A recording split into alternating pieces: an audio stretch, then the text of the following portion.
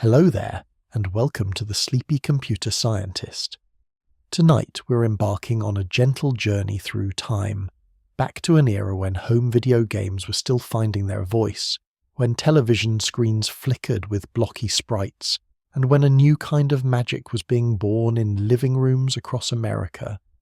This is the story of Intellivision, a console that dared to be different, that promised intelligence in television, and that carved out its own unique place in the history of interactive entertainment. This isn't just a tale of circuits and plastic, though we'll explore those too. It's a story about innovation and ambition, about corporate dreams and engineering realities, about the people who believed that video games could be more sophisticated, more thoughtful, more intelligent than what had come before. It's about a console that lived through the greatest boom and the most devastating crash in gaming history, yet somehow survived to tell its tale. If you enjoy these quiet explorations of computing history, I invite you to like and subscribe, or share a simple thought down in the comments. It helps others find their way here too, one sleepy soul at a time. But for now, all you need to do is rest, settle in, and allow yourself to drift back to a time when the future of gaming was still being written, pixel by pixel. Let's begin. In the late 1970s, the landscape of home entertainment was undergoing a quiet revolution. Television, once a passive medium where families gathered to watch whatever the networks decided to broadcast, was beginning to transform into something more interactive, more personal, more alive with possibility. The Atari 2600 had arrived in 1977, bringing arcade games into the home, and suddenly the television wasn't just a window to watch through. It was a canvas you could paint on, a playground you could explore, a world you could control with your own hands. But to many observers, including executives at Mattel Incorporated, the Atari 2600 represented only the beginning of what was possible. The games were simple, often crude adaptations of arcade hits. The graphics were blocky and abstract. The gameplay, while entertaining, rarely demanded much strategic thinking or planning. To the team at Mattel, this was an opportunity. If Atari had proven there was a market for home video games, then perhaps there was room for something more sophisticated, something that could appeal to families who wanted games that engaged the mind as much as the reflexes. Mattel wasn't a technology company in the traditional sense.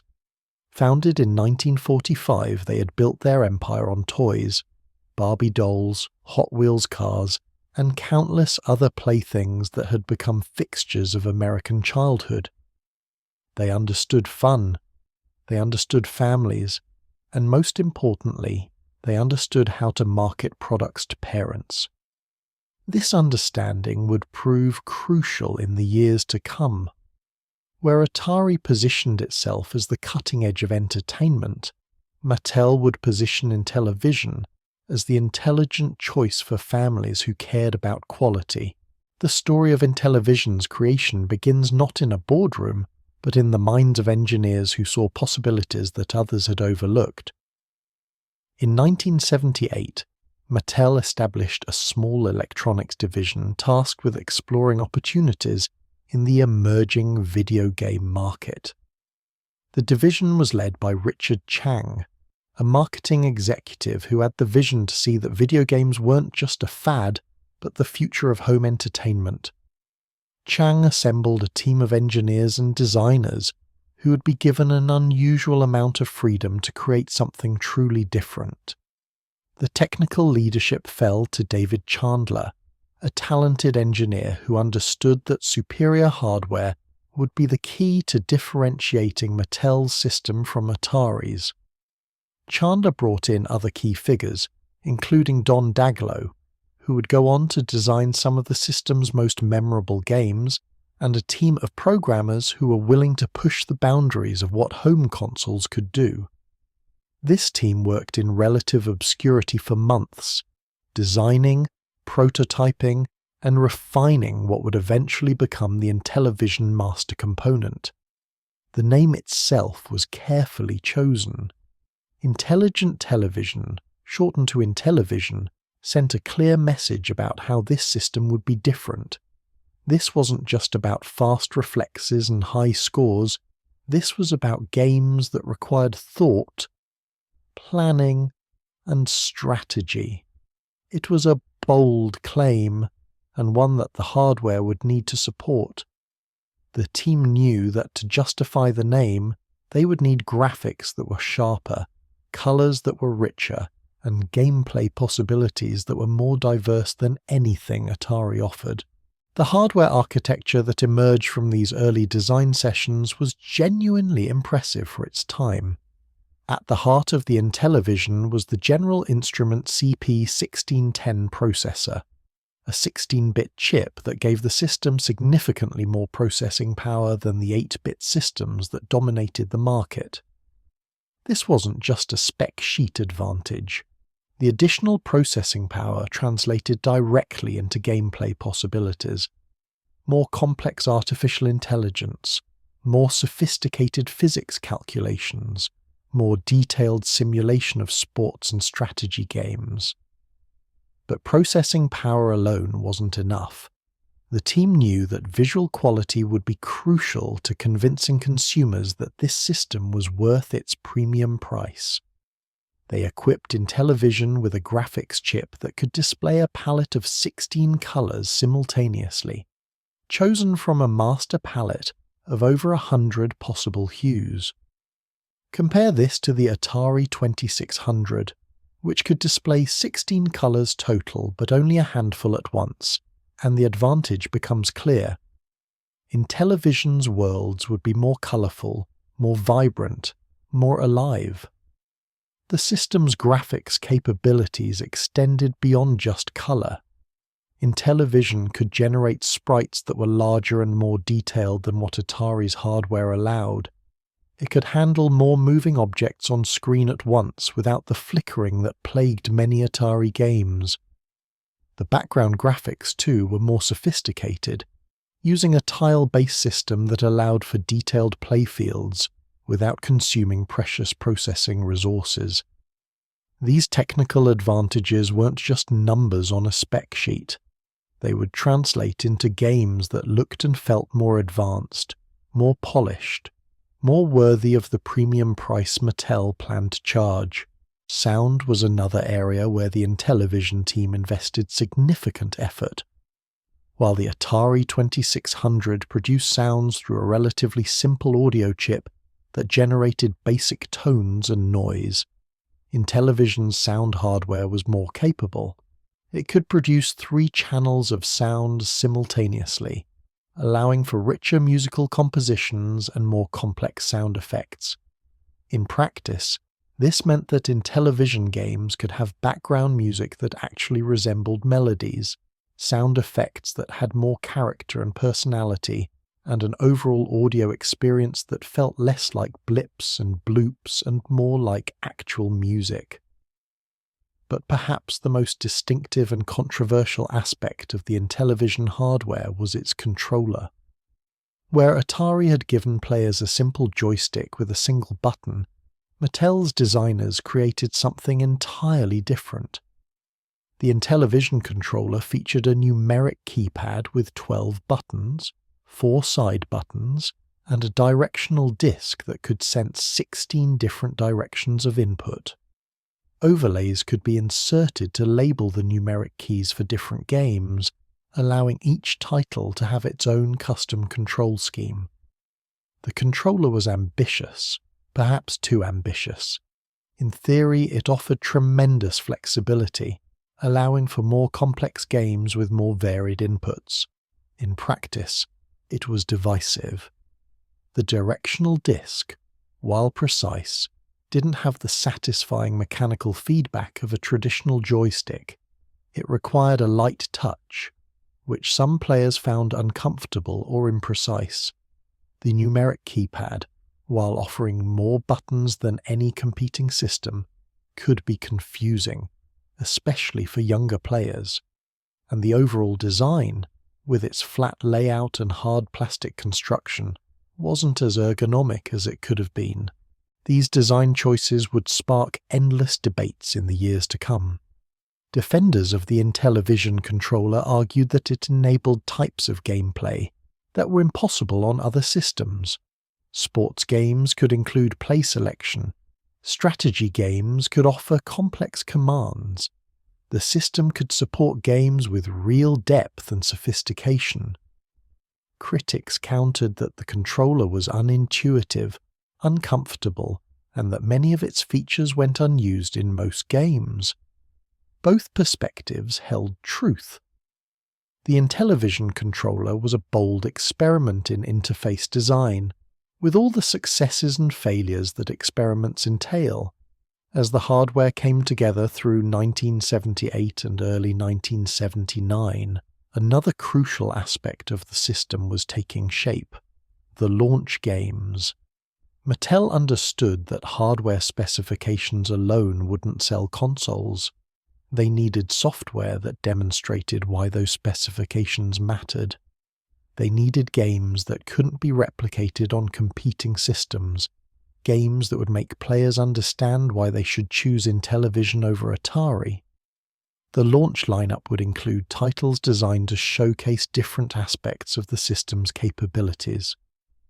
Las Vegas Poker and Blackjack demonstrated that the controller's numeric keypad could enable card games with proper betting mechanics. Major League Baseball showed how the system could simulate sports with a level of detail that felt closer to reality. Space Armada proved that even when Intellivision did arcade-style action, it could do it with more colour and visual variety than the competition, and perhaps most importantly, these games ran smoothly, without the flickering or slowdown that plagued many early console games. The development process for these early games revealed both the power and the challenges of the Intellivision hardware. The system's sophisticated capabilities came with sophisticated programming requirements. The General Instrument CP1610 processor, while powerful, was not easy to program. It had quirks and limitations that required clever workarounds. Memory was limited, as it was on all systems of the era, requiring programmers to squeeze every byte of functionality from the available space. And without established tools or libraries, early Intellivision programmers were essentially building the foundation as they went. Don Daglow, who would become one of the most important figures in Intellivision's software library, later recalled the excitement and challenge of those early days. Programming for Intellivision felt like exploring uncharted territory. Every game required solving problems that no one had encountered before, finding techniques that would later become standard practice. The reward for this effort was the ability to create games that genuinely felt next generation, that showed players experiences they couldn't get anywhere else. As 1979 progressed, anticipation built within Mattel. They had created hardware that they believed was superior to anything on the market. They had software that showcased that superiority. They had a marketing strategy that positioned Intellivision as the premium choice for discerning consumers. Now came the moment of truth. Would consumers agree? Would parents be willing to pay more for a video game system that promised intelligence and sophistication? Would the name Mattel, so strongly associated with toys, carry weight in the emerging world of home electronics? The answer would come when Intellivision launched to the public in a limited test market in 1979 before rolling out nationally in 1980. The response would determine not just the fate of one product, but the direction of an entire company's future. The launch of Intellivision in 1979 was carefully orchestrated, beginning with a test market release in Fresno, California. This wasn't just about testing consumer interest. It was about refining the message, the positioning, and the retail strategy before committing to a full national rollout. Mattel priced the system at $299, significantly more expensive than the Atari 2600, which had dropped to around $150 by that time. This premium pricing was intentional. Intellivision wasn't trying to be the cheapest option, it was trying to be the best option. The marketing campaign that accompanied the launch was sophisticated and targeted. Rather than focusing solely on children, as many toy commercials did, Mattel's advertising for Intellivision spoke directly to parents. The message was clear. This wasn't just a toy. This was an investment in entertainment technology that the whole family could enjoy. The commercials showcased the system's superior graphics, its diverse game library, and its potential for educational and strategic gameplay. The tagline, "Intellivision is intelligent television," reinforced the positioning at every opportunity. One particularly effective marketing strategy involved direct comparisons with the Atari 2600. Mattel ran a series of television commercials featuring side-by-side screen comparisons of games on both systems. A narrator would point out how Intellivision's version of similar games featured better graphics, more colours, and more sophisticated gameplay. While Atari wasn't always pleased with these comparative ads, they were effective at highlighting Intellivision's technical advantages to consumers who might be deciding between the two systems. The test market results from Fresno were encouraging. Consumers responded positively to the hardware, the games, and the marketing message. Parents appreciated the quality and sophistication that Intellivision represented. Children were drawn to the colourful, detailed graphics and the variety of game types available. The premium price, while higher than competitors, didn't seem to deter purchases when consumers understood what they were getting for that price. Armed with this data, Mattel moved forward with plans for a national rollout in 1980. The national launch brought Intellivision to retail stores across the United States, and the reception was strong. Sales in 1980 exceeded Mattel's initial projections, with hundreds of thousands of units finding homes. The system benefited from Mattel's existing relationships with major retailers. Stores that already carried Barbie and Hot Wheels were willing to give shelf space to Intellivision, particularly when Mattel could demonstrate consumer demand and the profit margins that came with the premium pricing. But success in the marketplace required more than just good hardware and clever marketing. It required a steady stream of new games to keep owners engaged and to give potential buyers reasons to choose Intellivision over the competition. Throughout 1980 and into 1981, Mattel's game development team worked at a furious pace, releasing new titles every few months. These games spanned a wide range of genres, from sports to action to strategy, each designed to showcase different aspects of what made Intellivision special.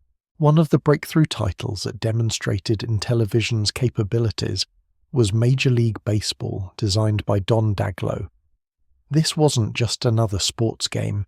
It was a simulation that captured the strategic depth of baseball in ways that no home video game had before. Players could select different pitches, control fielders individually, and make strategic decisions about base running and defensive positioning. The game featured all the major league teams of the time, with rosters that, while not officially licensed with player names, reflected the actual strengths and weaknesses of real teams. Major League Baseball became a showcase title for Intellivision, frequently featured in advertising and store demonstrations. It represented exactly what Mattel had promised, a game that required thinking, planning, and understanding of the sport being simulated. This wasn't just pressing a button to swing a bat. It was playing baseball, with all the complexity that implied. The game proved popular enough to spawn several sequels and variations, establishing sports games as a core pillar of Intellivision's identity. Football followed a similar approach, offering players to choose from, strategic depth, and graphics that actually resembled a football field rather than abstract representations. The ability to select plays from a menu, made possible by the controller's numeric keypad, added a layer of authenticity and strategy that was impossible on systems with simpler controllers. These sports games weren't just technological showcases, they were experiences that appealed to sports fans who wanted to test their knowledge and decision-making skills. Action games, too, found a home on Intellivision, though often with a twist that aligned with the system's more sophisticated image. Astrosmash, released in 1981, became one of the console's most popular titles. The game tasked players with defending their base from falling meteors, UFOs, and other threats. While the basic concept was simple, the execution was polished. The graphics were colourful and smooth. The difficulty curve was well tuned, and the gameplay was addictive in the way that the best arcade games were. What made Astrosmash particularly interesting was how Mattel marketed it. Rather than just selling it in stores, they offered it as a pack-in title for a period, and they created a high-score contest with a $10,000 prize. Players could submit their high scores, and the top scorers would win cash prizes. This kind of marketing event, common in the arcade world, was relatively novel for home consoles. It generated buzz, encouraged repeat play, and positioned Intellivision as a system for serious gamers, not just casual players. The game library continued to expand with titles that explored different niches. Advanced Dungeons & Dragons became one of the first home console role-playing games, offering exploration, combat, and even a simplistic inventory system. While primitive by modern standards, it demonstrated that home consoles could support genres beyond action and sports. Utopia, another Don Daglow creation, is often cited as one of the first real-time strategy games, predating the genre's PC dominance by years. Players managed an island, balancing resource production, construction, and defense against both natural disasters and an opponent. These experimental, genre-pushing titles were important for Intellivision's identity. They showed that Mattel wasn't content to just make prettier versions of existing game types. They were willing to explore new possibilities, to create experiences that were unique to their platform. This adventurous spirit in game design attracted a dedicated following of players who appreciated innovation and sophistication. It also attracted the attention of game developers outside Mattel, who saw Intellivision as a platform where they might be able to bring their own creative visions to life. As 1981 progressed, Intellivision's market position strengthened. The system was selling well, the game library was growing, and consumer awareness was high. Mattel ramped up production to meet demand, and the system became a common sight in electronics departments and toy stores. The competitive landscape was also evolving. Atari dominated the market in terms of sheer units sold, but Intellivision had carved out a profitable niche as the premium alternative. Other companies were entering the space as well, including Coleco with their vision of bringing arcade games home. But Intellivision's position seemed secure. This success brought changes to Mattel's internal structure. The Electronics Division grew rapidly, hiring more programmers, designers, and support staff. What had started as a small experimental team was now a significant business unit within the company. This growth brought both opportunities and challenges. More resources meant more ambitious games and better support for the platform, but it also meant more corporate oversight, more bureaucracy, and potentially less of the creative freedom that had characterized the early days. One aspect of Intellivision's expansion during this period was the push into international markets. Mattel began distributing the system in Canada, parts of Europe, and other regions where home video game consoles were gaining traction. These international launches required adapting games for different regions, navigating different regulatory environments, and competing with local competitors who might have established footholds. The global expansion added complexity but also opportunity, opening new revenue streams and establishing Intellivision as an international brand rather than just an American product. The controller, despite its mixed reception from players, enabled unique gameplay experiences that helped Intellivision stand out. The numeric keypad allowed for games with more complex control schemes. The directional disc, once players adapted to its feel, offered precision that was difficult to achieve with traditional joysticks. And the overlay system, while sometimes criticized as a workaround for the lack of labeled buttons, did allow each game to present its controls in a custom way that could reduce the learning curve. Some games made particularly creative use of the controller's capabilities. Lock and Chase, an Intellivision version of Pac-Man, used the controller's side buttons to create temporary barriers that could trap pursuing enemies. B-17. Bomber gave players a cockpit full of instruments to manage, with different buttons controlling different aspects of the aircraft. These games couldn't exist in quite the same form on other systems. The controller's unique design was both a limitation and an enabler, frustrating in some contexts but powerful in others. By the end of 1981, Intellivision had sold over 1 million units, a remarkable achievement for a system that had launched just 2 years earlier at a premium price point. The user base was large enough to support a thriving software market, and Mattel was releasing new games at a steady pace. Third-party publishers were beginning to show interest in developing for the platform, and the system's reputation for quality and sophistication was well established.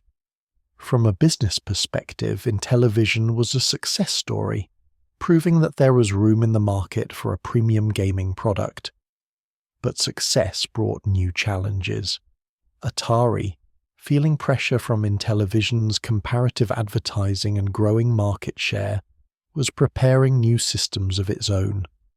Coleco was gaining ground with the ColecoVision, a system that would launch in 1982 with impressive arcade ports and its own technical advantages, and smaller companies, seeing the profitability of the home video game market, were entering with their own hardware and software. The competition was intensifying, and maintaining Intellivision's position would require continued innovation and investment. There was also the matter of a promise that Mattel had been making since Intellivision's launch: the keyboard component. From the beginning, Mattel had advertised that Intellivision was expandable, that a computer keyboard would be available that would transform the system into a full home computer. This upgrade was prominently featured in advertising and on the console's packaging. But as 1981 turned to 1982, the keyboard component remained unreleased, available only in extremely limited quantities for testing purposes. This delay would become increasingly problematic, both legally and in terms of consumer trust. The years 1981 and 1982 represented the golden age of Intellivision, a period when everything seemed to align perfectly for Mattel's gaming division. Sales were strong and accelerating. The game library was expanding with high-quality titles, consumer awareness was at its peak, and the home video game market as a whole was experiencing explosive growth that seemed like it might never end. For those working on Intellivision, it must have felt like they were riding a wave that could only go higher. The game releases during this period showcased increasing ambition and technical sophistication. Developers had learned the ins and outs of the hardware, discovering tricks and techniques that allowed them to push the system beyond what even its designers had initially expected. games looked better, played better, and offered more content than the launch titles from just 2 years earlier. This evolution demonstrated the importance of giving developers time to master a platform, a lesson that would echo throughout gaming history. Tron Deadly Discs arrived in 1982, capitalizing on the popularity of Disney's science fiction film. The game took players into the world of Tron, battling opponents with flying discs in a series of arena battles. The visuals captured the distinctive aesthetic of the movie's computer world with glowing lines and geometric shapes. The gameplay, while relatively simple by today's standards, was engaging and showcased Intellivision's ability to deliver smooth action with detailed graphics. Licensed games based on popular movies and TV shows were becoming increasingly common, and Intellivision's hardware advantages made it an attractive platform for these high-profile releases. Night Stalker became another fan favourite, offering tense action gameplay where players navigated mazes while being hunted by various creatures. The game's atmosphere, created through careful use of colour and sound, generated genuine tension. Players had to manage limited ammunition, avoid or confront enemies, and survive as long as possible. The design was elegant, the difficulty curve was well crafted, and the replay value was high. These were the qualities that defined the best Intellivision games, combining technical polish with thoughtful game design. The sports game lineup continued to expand and improve. NASL Soccer brought association football to the console with surprising depth, featuring multiple teams, strategic gameplay, and graphics that actually resembled a soccer pitch. NBA Basketball delivered professional basketball with multiple plays, player positioning, and the strategic elements that made the sport compelling. PGA Golf offered one of the first serious golf simulations on a home console, complete with club selection, wind consideration, and course variety. These sports titles weren't just arcade-style action with a sports theme, they were attempts to simulate the actual sports, with all the strategy and decision-making that implied. Don Daglow's influence on the Intellivision library cannot be overstated. Beyond Major League Baseball, he contributed or led development on numerous titles that pushed boundaries and explored new gameplay possibilities. His willingness to experiment, to try things that hadn't been done before, helped define Intellivision's identity as a platform for innovation. Utopia, his God game real-time strategy hybrid, remains particularly noteworthy as a title that was years ahead of its time, predating the strategy game boom that would come later on personal computers. The production values of Intellivision games were also rising. Manuals became more detailed, offering backstory, strategic tips, and colourful artwork that enhanced the overall package. Box art, always important in selling games at retail, became more sophisticated and eye-catching. Some games included additional physical components, like the overlays for the controller that helped players remember what each button did in that particular game. These touches contributed to a sense that Intellivision games were premium products, worth the higher prices they commanded compared to competing platforms. As the library grew, certain patterns and preferences emerged among the player base. Sports games remained consistently popular, appealing to both serious sports fans and families looking for games everyone could enjoy together. Action games that offered depth beyond simple shooting also performed well, suggesting that Intellivision's audience appreciated games that rewarded skill and strategy.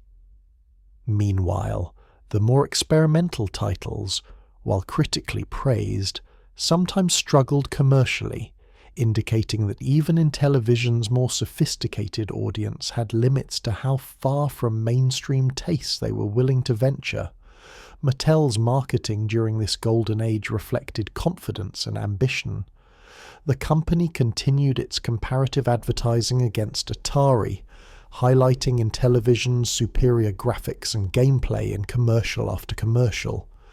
They sponsored gaming tournaments and events, building a sense of community among Intellivision owners, and they leveraged Mattel's broader brand power, using the company's reputation for quality toys to reinforce the message that Intellivision was the quality choice in video games. The success of Intellivision had ripple effects throughout Mattel as a company. The Electronics Division was no longer a small experimental unit. It was a major profit center, contributing significant revenue and attracting attention from Wall Street analysts and investors. This success brought increased expectations and pressure. Mattel's leadership saw video games as a key part of the company's future, and they pushed for aggressive growth, new product lines, and expanded market share. The creative freedom that had characterized the early days began to give way to more corporate structure and oversight. This tension between creative vision and corporate demands would become increasingly relevant as the decade progressed. For now, though, it remained largely beneath the surface. Games continued to ship, sales continued to grow, and Intellivision's position in the market seemed solid. The system had proven it could compete with Atari despite the larger company's head start and market dominance. It had demonstrated that there was a substantial audience willing to pay more for better quality, and it had built a loyal fan base that appreciated what made Intellivision special. International expansion continued during this period, with Intellivision launching in additional markets and adapting to local preferences. European gamers embraced the system, particularly in markets where American culture and sports had strong followings. Some regions required modified versions of games to account for different sports preferences or cultural sensitivities. This global perspective helped Intellivision build a diverse user base and exposed the platform to different gaming traditions and preferences that would influence future development. The competitive landscape was also evolving in interesting ways. While Atari remained the market leader in terms of total units sold, Intellivision was gaining ground and establishing itself as a premium alternative rather than a direct competitor. This positioning allowed both companies to coexist profitably, serving different segments of the market. Atari appealed to mass-market consumers looking for affordable entertainment, while Intellivision targeted more affluent families and serious gamers willing to pay extra for superior quality. However, the arrival of ColecoVision in August of 1982 would complicate this comfortable duopoly. Coleco's new system boasted hardware specifications that exceeded both Atari and Intellivision in certain areas, particularly in its ability to faithfully reproduce arcade games. ColecoVision launched with Donkey Kong, one of the most popular arcade games of the era, and the home version was remarkably faithful to the original. This launch demonstrated that the home console market had room for multiple competitors, but it also meant that Intellivision's technical advantages were no longer unique.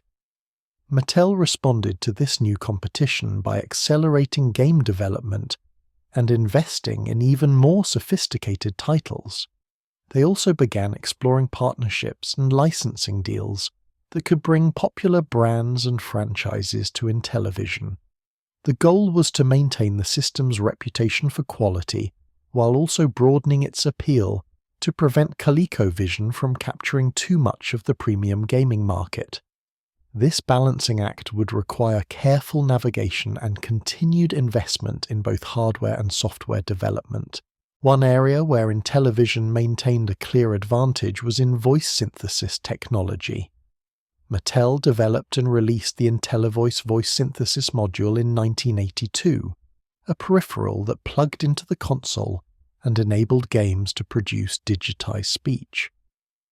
While the audio quality was robotic and sometimes difficult to understand, it was still a remarkable technical achievement for the time. Several games were released that took advantage of this technology, adding another layer of immersion and novelty to the gaming experience. Space Spartans and Bomb Squad were among the first games to use the Intellivoice module, with digitized voice providing mission briefings, status updates, and warnings. The technology was impressive, but it also had limitations. The vocabulary of each game was limited by memory constraints, and the robotic quality of the voices sometimes detracted from rather than enhanced immersion. Still, it represented the kind of innovation that Intellivision had built its reputation on, pushing the boundaries of what was possible in home gaming. The module had moderate success commercially. It was an additional expense on top of an already premium-priced system, which limited its audience. But for those who purchased it, the Intellivoice games offered something genuinely unique, an experience that couldn't be replicated on competing systems. This pattern of offering innovative but expensive peripherals would continue throughout Intellivision's history, with mixed results. The commitment to innovation was admirable, but the practicalities of consumer adoption often fell short of projections. As 1982 progressed, Intellivision's installed base reached approximately 3 million units, a figure that represented tremendous success for a premium-priced console that had launched just 3 years earlier. The system was established, the brand was strong, and the future looked bright. Mattel's Electronics Division was planning even more ambitious projects, including new peripherals, potential hardware revisions, and an ever-expanding game library. The video game industry as a whole was experiencing unprecedented growth, with billions of dollars in sales and projections suggesting even more explosive expansion in the years to come. But beneath this surface success, cracks were beginning to form. The video game market was becoming increasingly crowded, with more hardware platforms, more game publishers, and more competition for consumer dollars. Quality control across the industry was becoming inconsistent as companies rushed products to market to capitalize on the boom. Retailers were beginning to complain about excess inventory and pressure on margins, and consumers, while still enthusiastic, were becoming more selective about their purchases as the novelty of home video games wore off. These warning signs would become much more apparent in the years to come. For now, though, Intellivision seemed positioned to weather any storm. The system had a strong brand, a loyal fan base, superior hardware, and Mattel's considerable resources backing it. The golden age was at its peak, and those involved with Intellivision had every reason to believe the success would continue indefinitely. The reality, as we'll explore next, would prove far more complicated and challenging than anyone anticipated in those confident days of 1982. The competition between Intellivision and Atari defined much of the early 1980s video game landscape, a rivalry that played out in living rooms, retail stores, and television commercials across America. This wasn't just a battle between two products. It was a clash of philosophies about what video games could and should be. Atari represented accessibility, affordability, and the arcade experience brought home.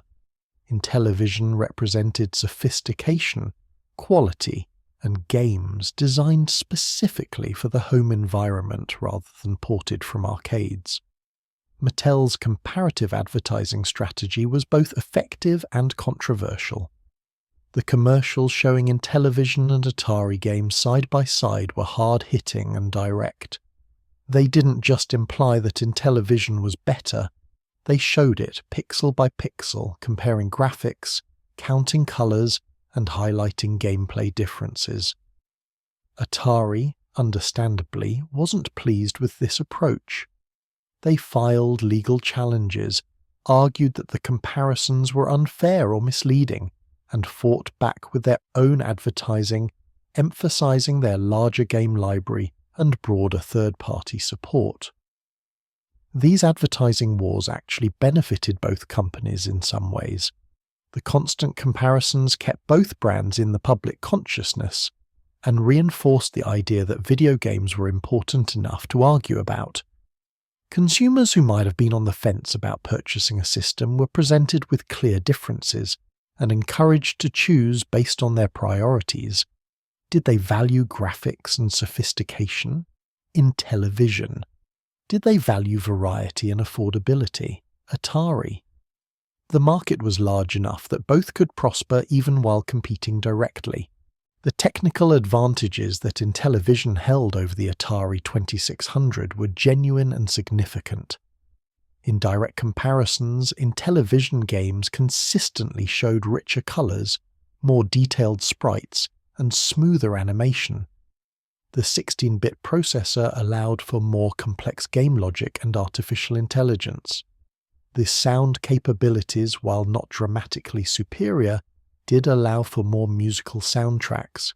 These weren't just marketing claims, they were measurable differences that anyone comparing the systems could see and hear.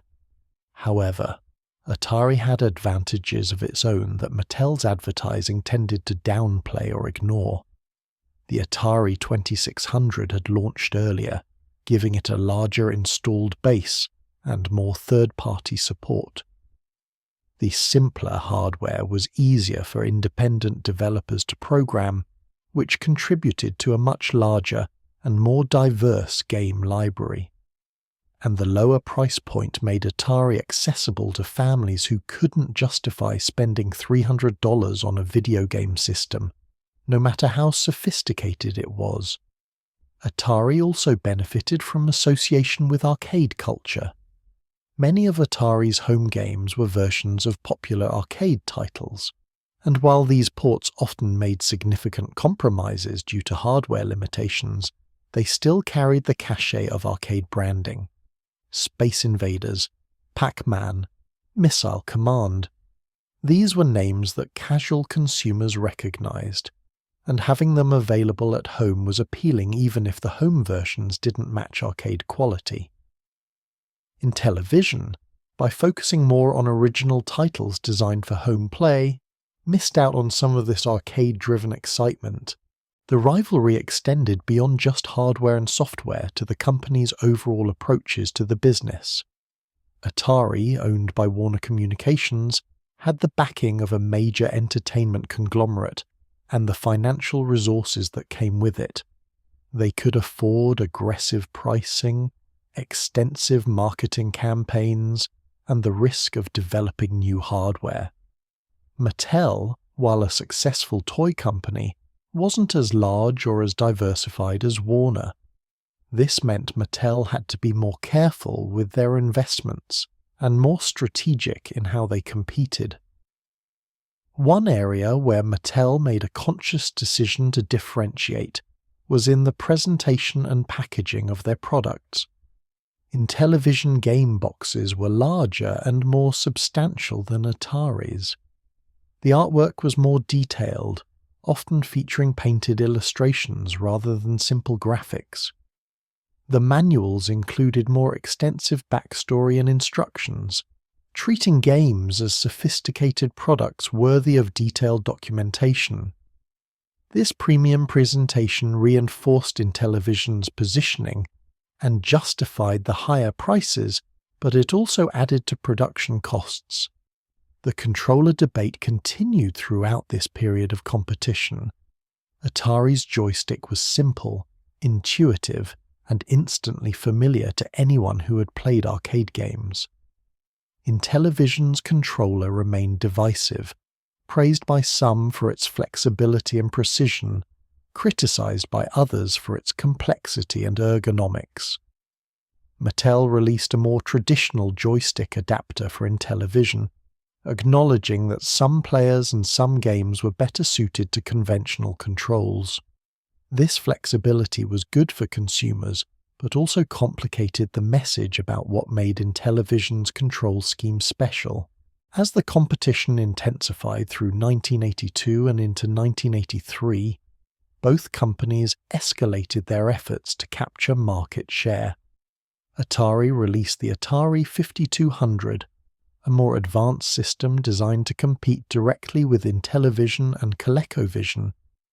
Mattel responded by accelerating game development, releasing more titles more quickly, and making deals to bring more licensed properties to Intellivision.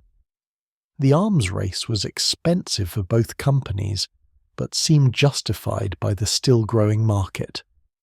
Innovation continued on both platforms during this competitive period. Atari experimented with peripherals like the Atari Video Computer System keyboard controller, attempting to add some of the complexity that Intellivision's controller offered naturally. Intellivision continued developing voice synthesis, enhanced graphics capabilities, and exploring what else could be done with the hardware. Both companies were pushing their respective systems to their limits, squeezing every last bit of capability from silicon and code. The sports game category became a particular battleground. Both systems offered football, baseball, basketball, and other sports, and consumers directly compared these titles when making purchasing decisions. Intellivision sports games generally offered more strategic depth and realistic play, advantages of the more sophisticated hardware and controller. Atari sports games were often simpler and more arcade-like, but also more immediately accessible. The differences in these flagship titles encapsulated the broader differences in philosophy between the two systems. Third-party publishers began to play an increasingly important role in this competition. Activision, founded by former Atari programmers, had proven that independent companies could successfully develop and publish games for home consoles. They initially focused on Atari but eventually expanded to other platforms including Intellivision. Other third-party publishers followed, recognizing that the growing market could support multiple sources of software. For Intellivision, third-party support was crucial in matching Atari's larger game library and bringing fresh perspectives to the platform. The arrival of third-party developers brought new styles and approaches to Intellivision. Companies like Magic, Coleco, Parker Brothers, and others released titles that sometimes pushed the hardware in different directions than Mattel's internal teams had explored. Some of these games were multi-platform releases that appeared on both Intellivision and Atari, allowing for even more direct comparisons. Others were exclusive to Intellivision, taking advantage of the system's unique capabilities in ways that couldn't be replicated elsewhere. This influx of third-party games had mixed effects on Intellivision's identity. On one hand, it brought variety and volume to the game library, addressing one of Atari's key advantages. On the other hand, not all third-party games maintained the level of quality and polish that Mattel had established with its first-party titles. Some felt generic or rushed, undermining the premium image that Intellivision had cultivated. Quality control became a challenge as more publishers entered the market, a problem that would eventually contribute to broader industry issues. The competition also played out in retail spaces. Both Atari and Intellivision fought for shelf space, end-cap displays, and prominent positioning in toy and electronics departments. Retailers had limited space and had to make choices about which systems and games to stock most prominently. Mattel's existing relationships with toy retailers helped Intellivision secure good positioning, but Atari's larger sales volumes and Warner's promotional support gave them advantages in other channels. The retail battle was as important as the technological and advertising battles. Trade shows and industry events became showcases for competitive positioning. Both companies would debut new games, announce partnerships, and demonstrate technological innovations at events like the Consumer Electronics Show. These events generated press coverage, retail interest, and consumer anticipation. Intellivision often used these venues to emphasize its technical superiority and upcoming innovations, while Atari would counter with announcements about new licensing deals or expansion of their ecosystem. The relationship between the two companies was adversarial, but also somewhat symbiotic.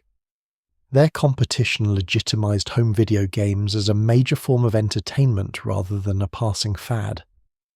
Their advertising, while often critical of each other, also educated consumers about the differences between systems and encouraged them to think critically about their purchases, and their combined success attracted more companies into the industry, more developers to create games, and more retailers to dedicate space to video games. Looking back, this period of intense competition drove real innovation on both platforms. Developers pushed harder to create more impressive games, knowing that their titles would be directly compared to competitors. Hardware designers explored new peripherals and capabilities, seeking any edge that might sway purchasing decisions.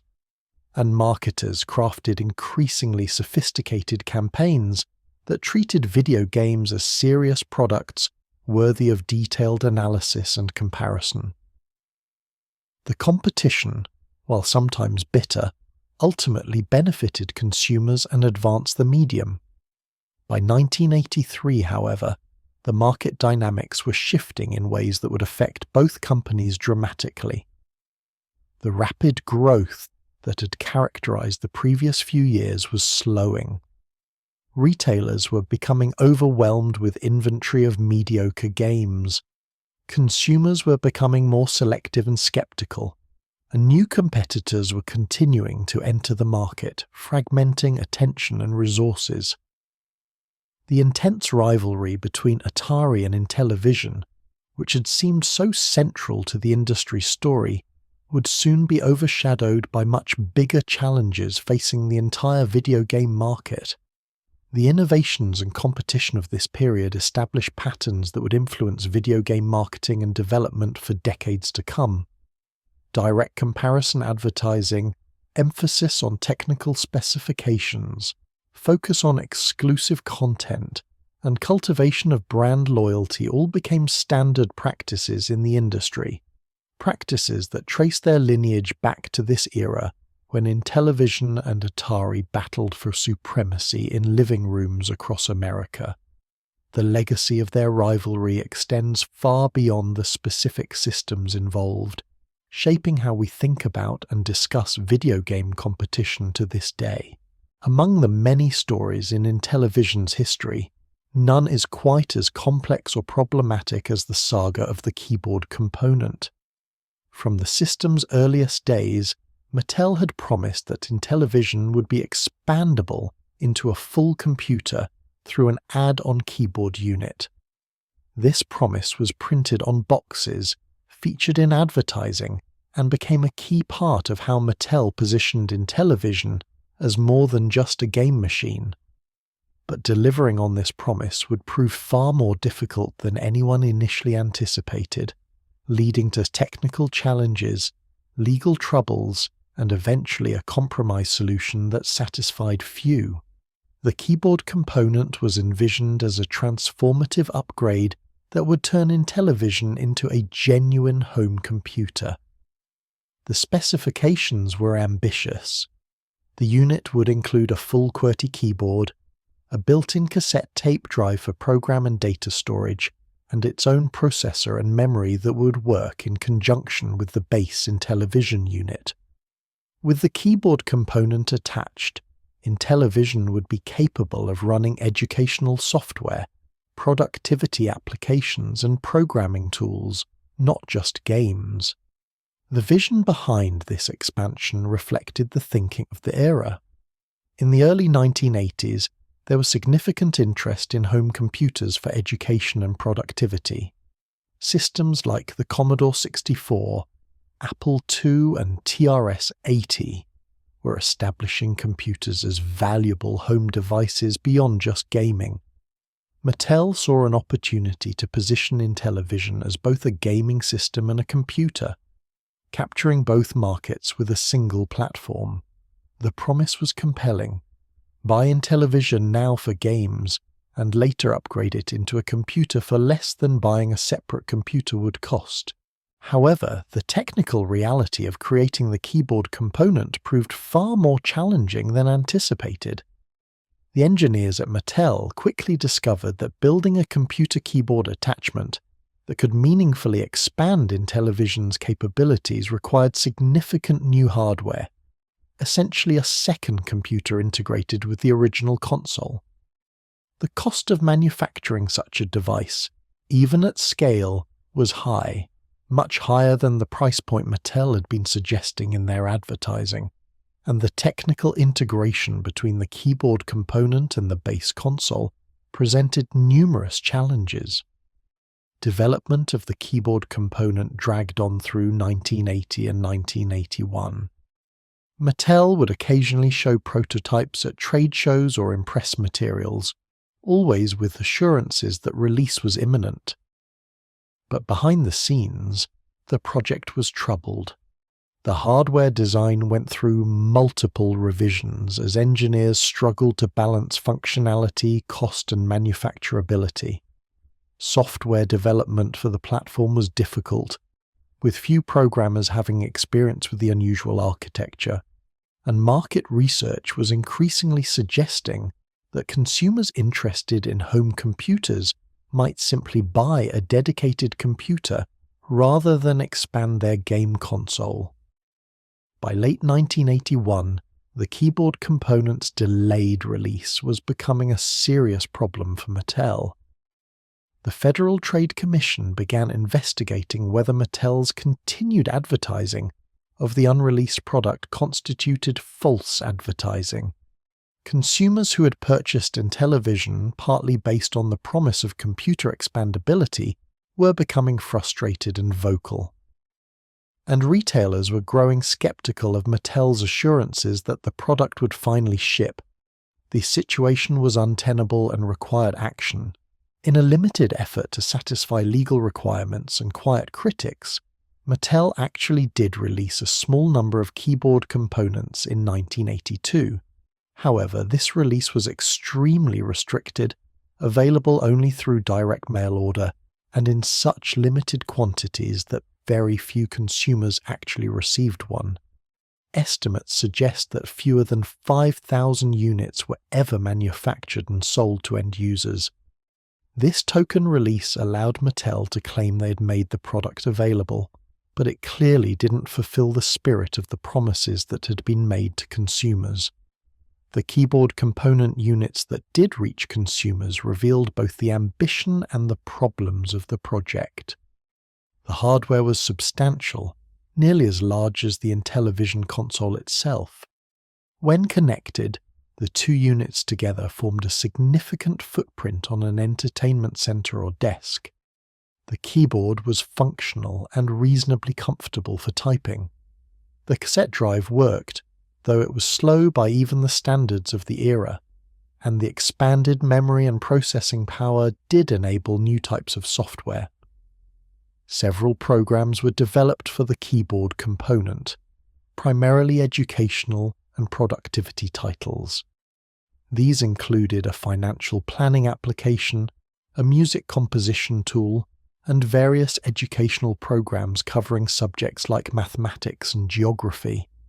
A basic programming environment was also developed, allowing users to write their own programs. However, the software library remained tiny, with fewer than a dozen titles ever released. Without a larger user base, developers had little incentive to create software for the platform, creating a chicken and egg problem that was never resolved. The extremely limited release of the keyboard component didn't resolve Mattel's legal and public relations problems. If anything, it highlighted how far the actual product fell short of what had been promised. The FTC continued its investigation, and Mattel faced increasing pressure to either deliver the product broadly or stop advertising it. Internal discussions at Mattel became heated, with the Electronics Division, corporate leadership, and legal departments all having different perspectives on how to proceed. Eventually, Mattel concluded that the keyboard component as originally conceived was not viable as a mainstream product. The manufacturing costs were too high, the market demand was uncertain, and the technical complications were substantial. But simply abandoning the project wasn't an option, given the promises that had been made and the legal scrutiny they were under. The solution they arrived at was to develop a different product that could fulfill the computer expansion promise at a lower cost and with less technical complexity. This led to the development of the Entertainment Computer System, also known as the ECS or Computer Adapter. This new unit was significantly less ambitious than the keyboard component. It featured a simpler keyboard, eliminated the cassette drive, and provided less additional memory and processing power. But it was also much cheaper to manufacture, more compact and easier to integrate with the base Intellivision system.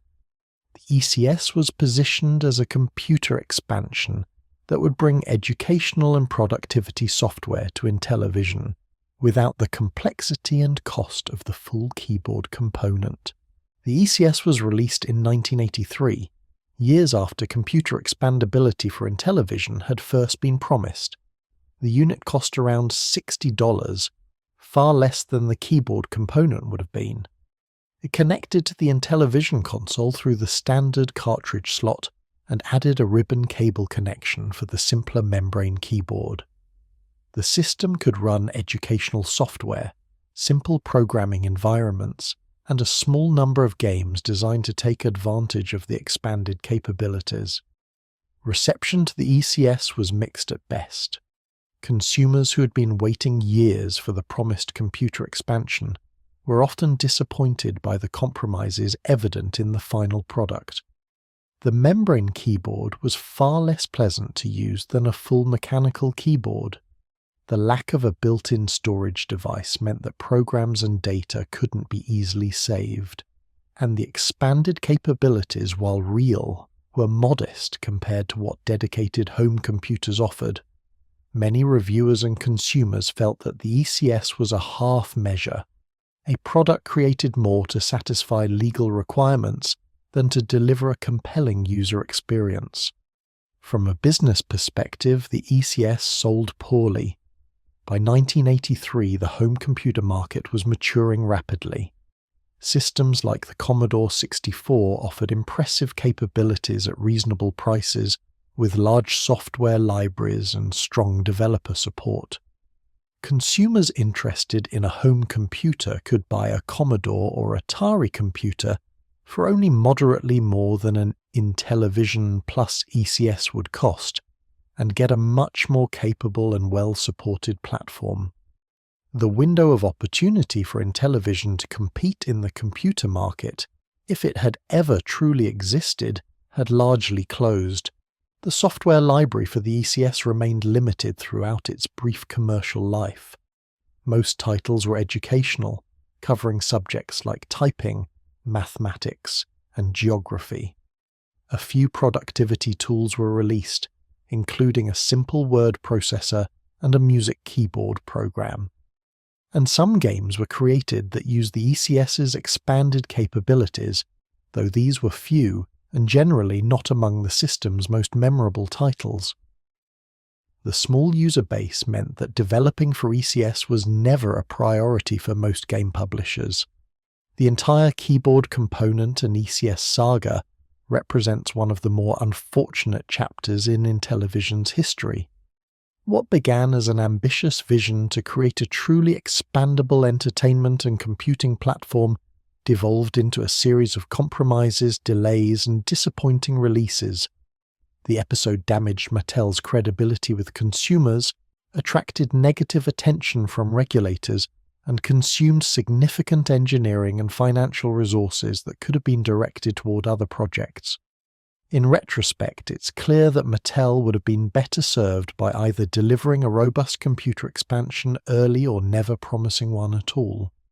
The legal ramifications of the keyboard component delays extended beyond just FTC scrutiny.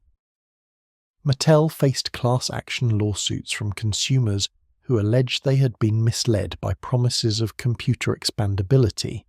While these suits were eventually settled with minimal financial impact to Mattel, they represented additional stress and negative publicity during a period when the company was facing increasing challenges in the video game market.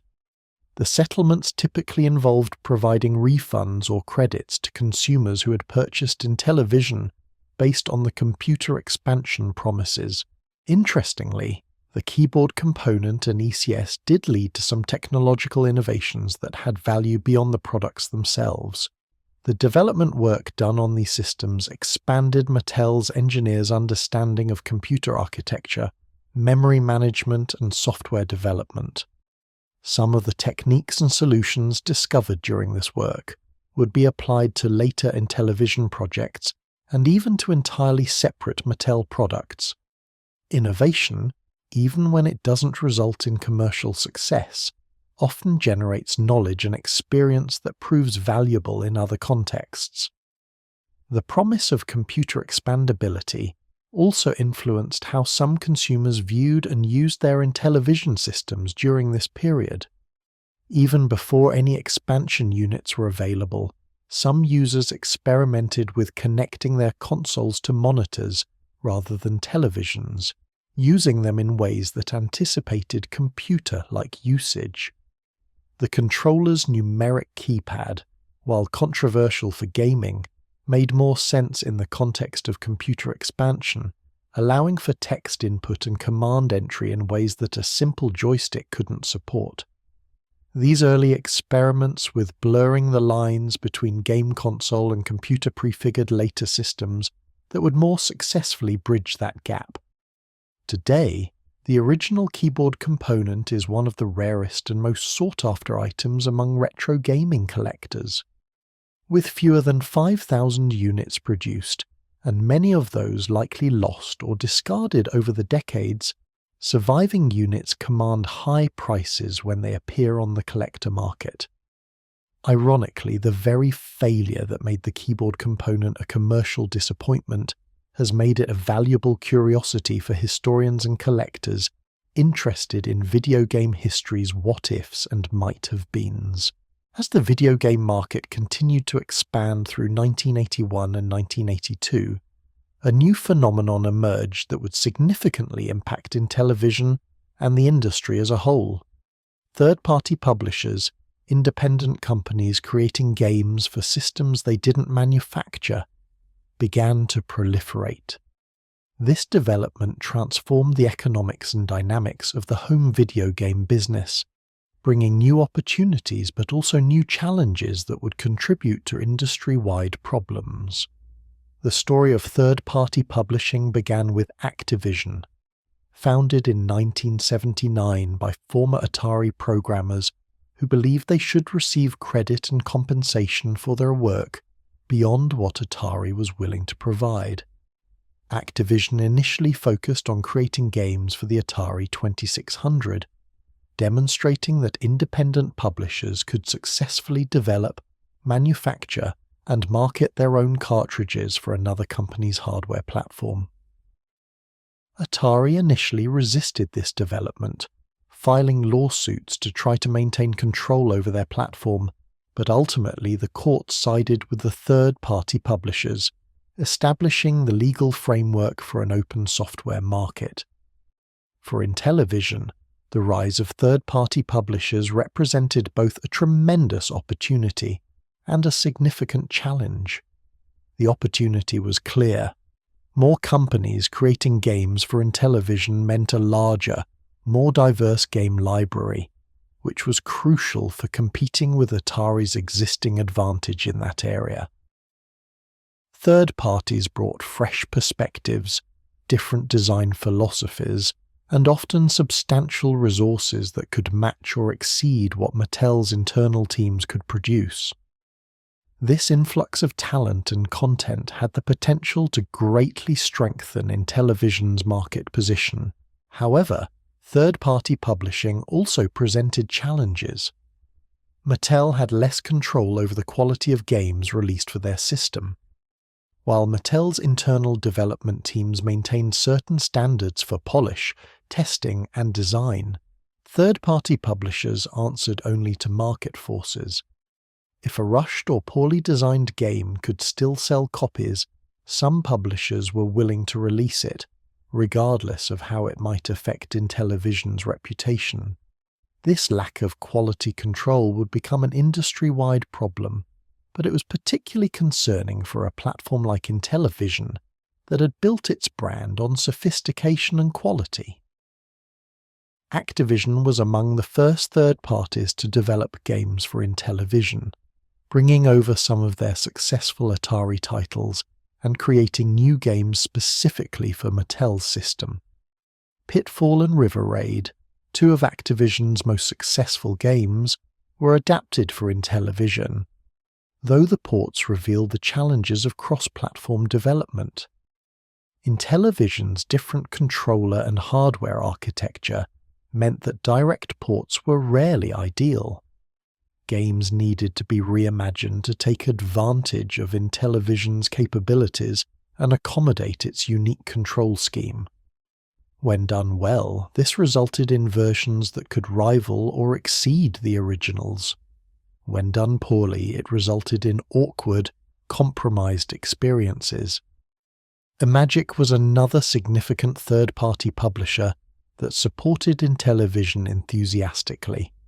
Founded by former Atari developers who had worked on some of the company's most successful games, Imagic brought impressive technical expertise to their projects.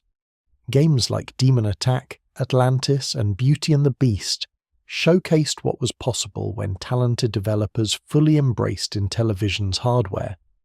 These titles featured impressive graphics, smooth animation, and engaging gameplay that held up well against Mattel's own first-party offerings. Parker Brothers, the venerable board game company, also entered video game publishing during this period, seeing an opportunity to extend their brands into the electronic realm. They secured licenses for popular arcade games and other properties, releasing titles like Frogger, Q** Bert, and Spider-Man for Intellivision. These licensed games were important for Intellivision's library, providing familiar names that could attract casual consumers who might not recognize most game titles, but would respond to established brands from other media. Coleco, before launching their own ColecoVision hardware, was also a significant third-party publisher for Intellivision. They brought games like Donkey Kong and Ladybug to the platform, further diversifying the available software. The irony of Coleco supporting Intellivision while simultaneously developing competing hardware wasn't lost on industry observers, but it made business sense. Coleco could generate revenue and gain experience in the video game market through third-party publishing while preparing their own hardware launch. These major third-party publishers were joined by numerous smaller companies, each hoping to capitalize on the booming video game market. Some brought genuine creativity and quality to their releases. Others seemed primarily interested in quick profits, releasing minimal-effort games based on licensed properties or simple gameplay concepts. The flood of software, particularly in 1982 and 1983, meant that Intellivision's game library grew rapidly, but not all of that growth was positive for the platform's reputation.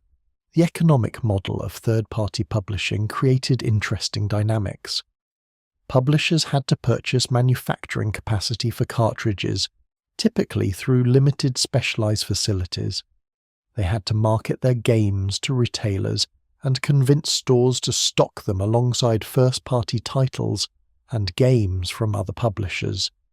And they had to price competitively while still maintaining profit margins.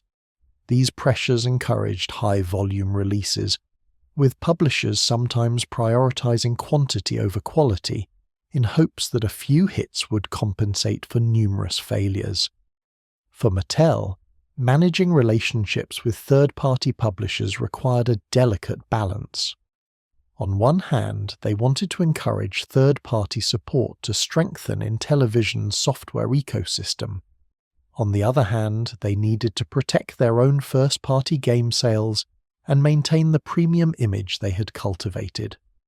Mattel did establish some guidelines for third-party publishers, including technical specifications that games needed to meet and packaging standards that maintained visual consistency. However, they had limited ability to enforce quality standards beyond these basic requirements. The proliferation of third-party games also complicated the retail environment. Stores had limited shelf space, and as more titles became available, they had to make increasingly difficult choices about what to stock. Mattel's first-party games generally received preferential treatment, as did releases from established publishers like Activision and Imagic. Smaller publishers struggled to secure retail placement, leading to distribution challenges that prevented potentially good games from reaching consumers, while mediocre but well-distributed titles succeeded simply due to visibility. One particularly interesting aspect of third-party publishing during this era was the role of graphics and packaging in selling games. With limited ability to try games before purchase, and no widespread game review publications yet established, consumers often made decisions based primarily on box art and marketing copy. This led to sometimes significant disconnects between how a game was presented and what it actually delivered. Elaborate fantasy scenes on boxes might represent games with simple, abstract gameplay. Promises of epic adventures might translate to short, repetitive experiences. These disappointments contributed to growing consumer skepticism about video game purchases. Third-party publishers also experimented with different business models and distribution strategies. Some focused on mass-market retail, getting their games into as many stores as possible. Others tried direct marketing through mail-order catalogs or specialized retailers. A few attempted subscription models, where consumers would pay for a series of games delivered over time. These experiments, while often unsuccessful, showed the creative thinking that characterized the early video game industry's business development. The licensing of popular properties became increasingly important during this period of third-party expansion. Publishers competed for rights to make games based on movies, television shows, comic books, and other media properties. These licensed games had built-in marketing advantages, as consumers already had awareness of and affinity for the underlying properties. However, licensed games also came with challenges. Licensors often imposed tight deadlines tied to movie releases or other media events, sometimes resulting in rushed development. And the quality of licensed games varied wildly, from genuinely good adaptations to quick cash grabs that traded solely on brand recognition. For Intellivision specifically, certain third-party releases became quite significant. Microsurgeon, published by Imagic, was a unique title that tasked players with navigating through a human body to eliminate viruses and other threats. It showcased creative use of Intellivision's capabilities and offered gameplay that wasn't just a clone of existing arcade or computer games. Bump and Jump, while originating as an arcade game, was adapted for Intellivision in ways that took advantage of the system's strengths, resulting in a home version that many considered superior to other console ports. The relationship between Mattel and third-party publishers evolved over time. Initially, Mattel welcomed third-party support with few restrictions, eager to build the game library. As quality concerns emerged and the market became more crowded, Mattel became more selective about which publishers they actively supported with development assistance and promotional cooperation. By 1983, as industry-wide problems became apparent, Mattel was attempting to distance themselves from lower-quality third-party releases while still benefiting from the library depth that third parties provided. Third-party publishers also faced technical challenges unique to Intellivision. The system's hardware, while powerful, was also complex and somewhat idiosyncratic. The controller required thoughtful design to use effectively. The graphics system, while capable of impressive results, required understanding of its specific architecture to get the best performance. Publishers that invested time in truly understanding Intellivision's hardware produced noticeably better results than those that treated it as just another platform to port games to with minimal adaptation. As we'll explore in the next section, the third-party publishing boom that seemed so positive for Intellivision and the industry in 1981 and early 1982 would contribute significantly to the market collapse that began in late 1982 and devastated the industry in 1983 and 1984. The flood of software, much of it mediocre or worse, overwhelmed retailers and confused consumers. The lack of effective quality control meant that bad purchases were common, eroding trust in video games as a product category. And the economic pressures of manufacturing, marketing, and distributing physical cartridges created unsustainable dynamics that would ultimately crash the entire industry. But in the moment, during the peak of third-party expansion, it felt like unlimited growth was possible. More publishers meant more games meant more consumer choice meant more sales. The logic seemed sound, and the short-term results appeared to validate the approach. Only in retrospect would it become clear that the third-party boom, while bringing real benefits, was also sowing the seeds of the industry's near destruction. The story of third-party publishing on Intellivision encapsulates both the promise and the peril of the early video game industry, a time when enthusiasm and ambition sometimes outpaced business wisdom and market sustainability. The video game crash of 1983 and 1984 stands as one of the most dramatic collapses in consumer electronics history. An industry that had seemed unstoppable, growing exponentially year after year, suddenly contracted by more than 90% in the span of just 2 years. For Intellivision and Mattel, the crash represented an existential crisis that would ultimately force them out of the video game hardware business entirely. Understanding how this happened requires looking at the convergence of multiple problems that had been building throughout the early 80s. The warning signs had been present earlier than many realized. By late 1982, retailers were beginning to report problems moving inventory. The flood of new game releases meant that shelf space was overwhelmed, and stores couldn't stock everything being offered. Games that might have sold well with proper visibility were buried under dozens of competing titles.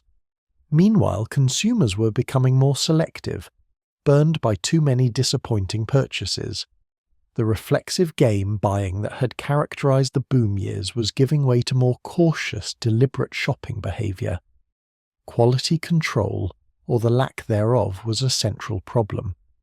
With no effective gatekeeping mechanism beyond basic technical compatibility, the market was flooded with poorly designed, hastily programmed, or cynically produced games. Some publishers seemed to operate on the assumption that any game with recognizable characters or a popular license would sell regardless of quality. This led to infamous disasters like the Atari 2600 version of E.T., a game rushed to market to coincide with the film's home video release, despite being clearly unfinished and nearly unplayable. Intellivision was somewhat insulated from the worst of the quality problems by virtue of having fewer publishers actively developing for the platform compared to Atari. However, the system wasn't immune. Some third-party Intellivision releases were clearly substandard. Trading on the system's reputation for quality while delivering mediocre experiences, and the general erosion of consumer confidence in video games affected all platforms regardless of their individual quality standards. When parents became skeptical of video games as a product category, it didn't matter which specific system was involved. The economics of the situation were unsustainable. Publishers were manufacturing cartridges by the millions, based on optimistic projections of continued explosive growth. When sales failed to meet these projections, enormous quantities of unsold inventory piled up in warehouses. This excess inventory had to be liquidated, leading to deep discounting that destroyed profit margins. Games that had retailed for $30 or $40 were being sold for $5 or $10 just to clear shelf space. This race to the bottom made it impossible for anyone to make money, even on games that sold reasonable quantities. For Mattel specifically, the video game division that had been a star performer just a year earlier suddenly became a massive financial liability. The company had invested heavily in manufacturing capacity, game development, marketing, and infrastructure to support what they expected would be continued growth. When the market collapsed, these investments became burdens. Mattel was committed to producing hundreds of thousands of consoles and millions of cartridges based on projections that no longer reflected reality. The holiday season of 1982, which should have been another record-breaking success, instead showed the first clear signs of trouble. Sales were softer than expected, inventory moved slowly, and retailers began cancelling orders for early 1983. Mattel's stock price began to decline as Wall Street analysts revised their expectations for the video game market. Inside Mattel, concerns grew about the sustainability of the Electronics Division's aggressive expansion plans. By early 1983, the situation was deteriorating rapidly. Mattel announced layoffs in their video game division, eliminating hundreds of positions. Game development projects were cancelled or put on hold. Marketing budgets were slashed. The company that had been hiring aggressively just months earlier was now in full retreat mode, trying to cut costs fast enough to match declining revenues. The transition from boom to bust was shockingly abrupt, catching many inside and outside the company by surprise. The crash affected different companies in different ways.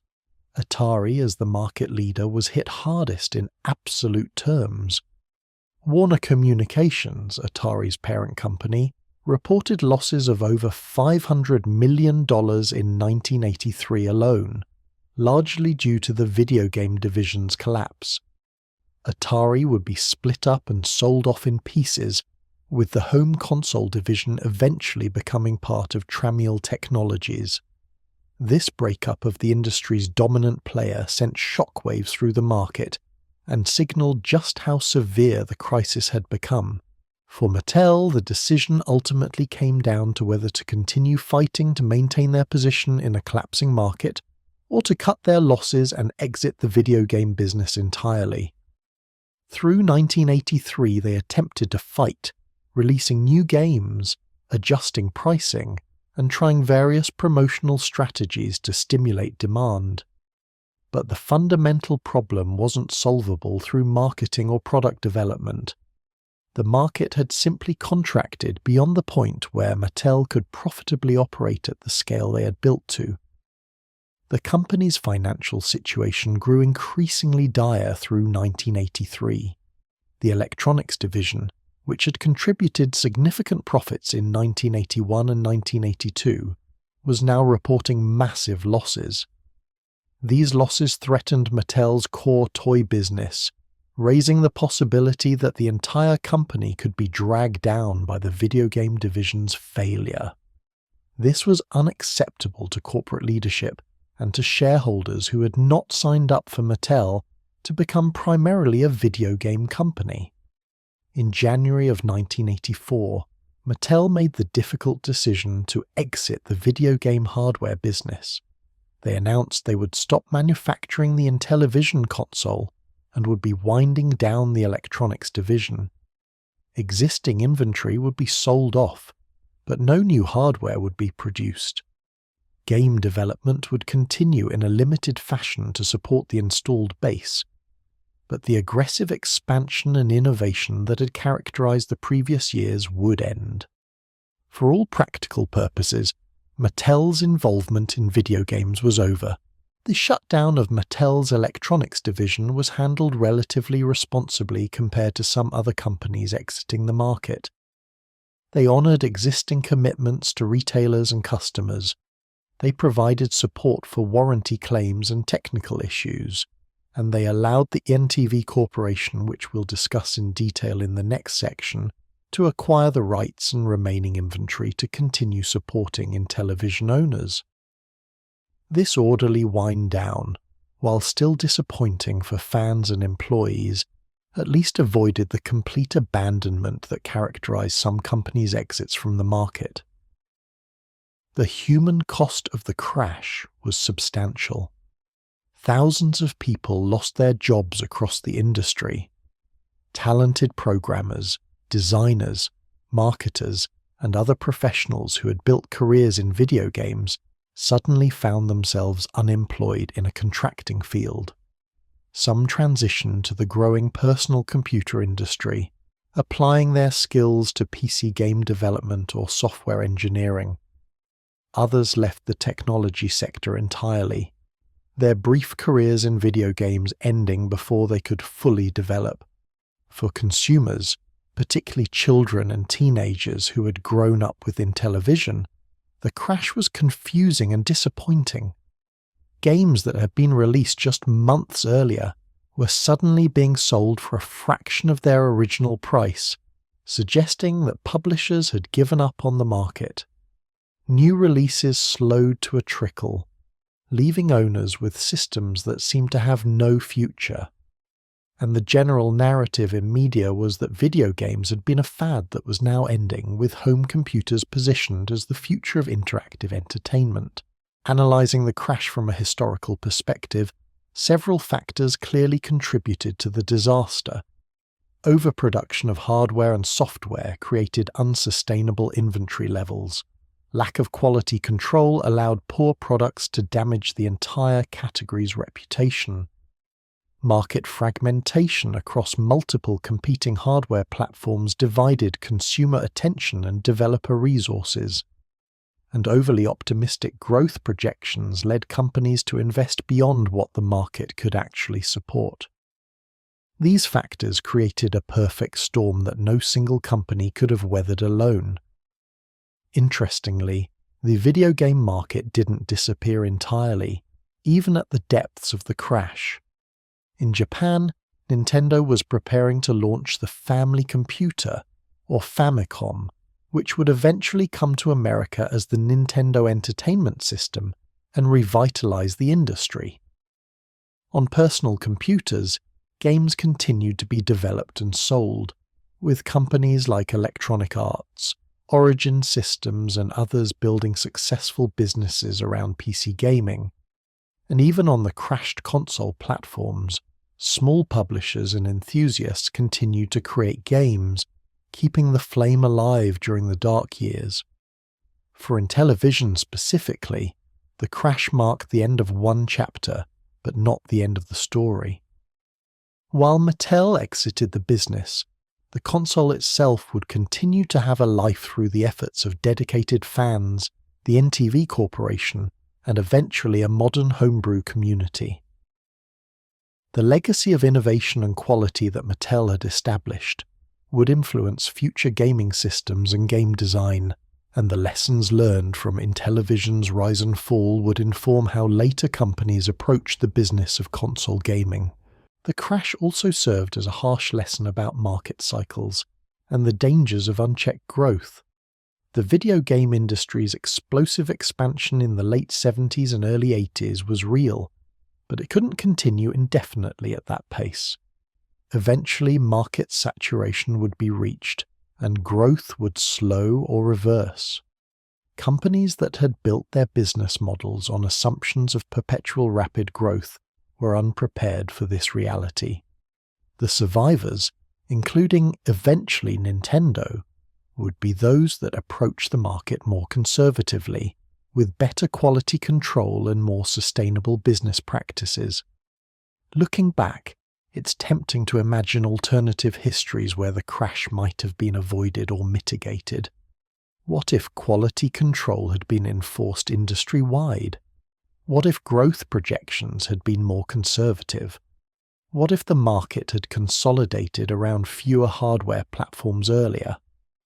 These counterfactuals are interesting to consider, but ultimately the crash happened due to the culmination of many decisions by many companies over several years.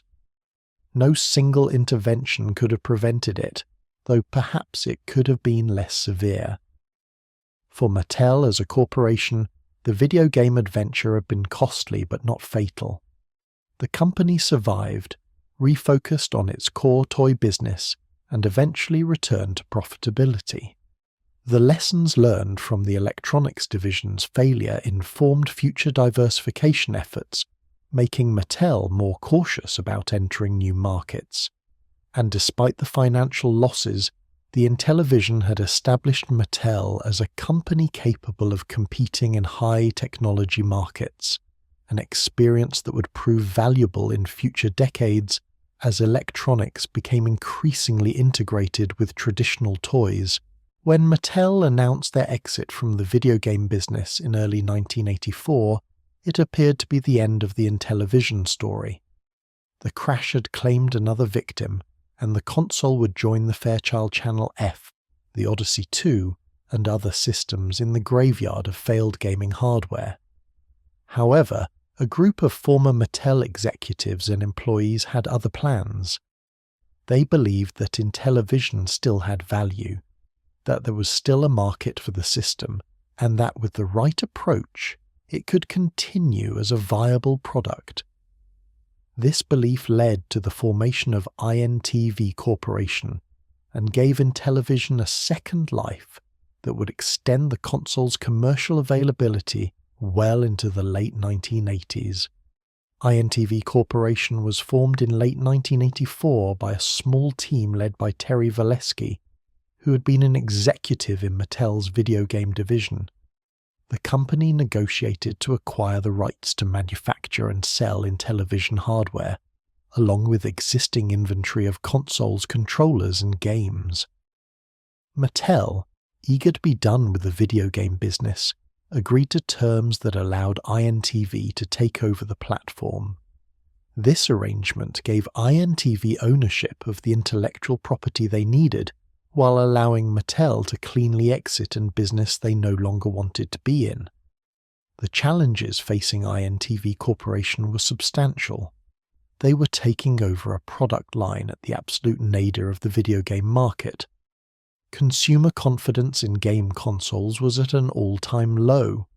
Retailers were reluctant to stock video game products after being burned by the crash, and they were competing to the extent anyone was competing in the console market at that point, with the debris of failed companies and liquidated inventory being sold at fire sale prices.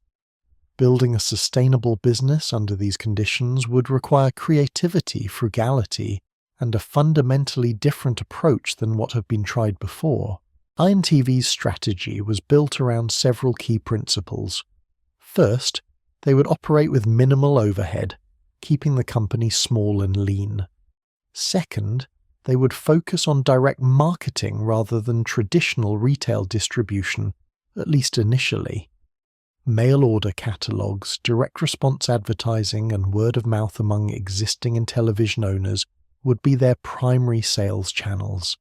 Third, they would keep prices as low as possible, positioning Intellivision as an affordable alternative for families who wanted video games but couldn't or wouldn't pay for newer systems that were beginning to emerge. And fourth, they would continue developing new games to keep the platform relevant and give existing owners reasons to keep buying. The direct marketing approach proved crucial to INTV's survival. By selling primarily through mail order and their own retail locations, they avoided the need to negotiate with skeptical retailers and could capture better margins on each sale. They could also maintain tighter control over inventory and pricing. INTV ran advertisements in magazines and newspapers, offering Intellivision systems and games directly to consumers. These ads emphasize value, highlighting the extensive game library and affordable pricing compared to newer consoles. INTV also rebranded the console slightly, releasing it as the INTV System 3 in their markets. This rebranding served several purposes. It created some distance from the Mattel Association and the baggage of the crash. It allowed INTV to present the system as their own product, rather than just leftover inventory from a defunct division. And it gave them flexibility in how they positioned and priced the hardware. The System 3 was essentially the same as the original Intellivision, but the new name helped it feel like a fresh start rather than a closeout. Game development continued under INTV, though at a much reduced scale compared to Mattel's efforts. INTV had access to games that had been in development when Mattel exited the business, and they completed and released some of these titles. They also commissioned new games from independent developers and small studios who were willing to work cheaply in hopes of earning royalties from a console that still had hundreds of thousands of active users. These new releases helped maintain interest in the platform and demonstrated that Intellivision wasn't completely dead, even if it was no longer at the forefront of the industry. Some of the games released during the INTV Corporation era were quite good, comparing favourably with what was being released on other platforms of the period. Spiker Super Pro Volleyball, Dig Dug, and Hard Hat each showed that the Intellivision hardware still had untapped potential. Other releases were more modest, filling gaps in the library or providing affordable options for budget-conscious consumers. Quality varied, as it always had, but INTV made efforts to maintain reasonable standards and avoid the worst excesses that had contributed to the crash. The company also worked to support the existing user base. They provided technical support for hardware issues, sold replacement controllers and cables, and maintained inventory of popular older titles. For the several million Intellivision owners who had purchased the system during its heyday, INTV Corporation became the only source of ongoing support and new content. This role, while not glamorous, was important and appreciated by the dedicated fans who remained active in the community. INTV's business model was sustainable precisely because it was so minimal. They weren't trying to compete with Nintendo or Sega, both of which were beginning to establish themselves in the North American market by the mid-80s. They weren't spending millions on advertising or trying to achieve mass-market penetration. They were simply serving a niche market of existing owners and bargain hunters who wanted a cheap video game system. By keeping expectations and overhead low, they could survive on relatively modest sales volumes that would have been disastrous for a larger company. Retail distribution did eventually return for INTV, though on a limited basis. As the video game market began to recover in the mid to late 80s, driven primarily by Nintendo's success, some retailers became willing to stock video game products again. INTV negotiated placement in certain discount and toy stores, targeting retailers who appreciated the lower price points and didn't require the kind of promotional support that major publishers provided for Nintendo and Sega titles. This expanded distribution helped INTV reach new customers beyond their core mail-order base. The longevity of the Intellivision under INTV's stewardship is remarkable when you consider the conditions they operated under. From 1984 through 1990, INTV kept the console commercially available, manufactured new units when inventory ran low, and continued releasing games.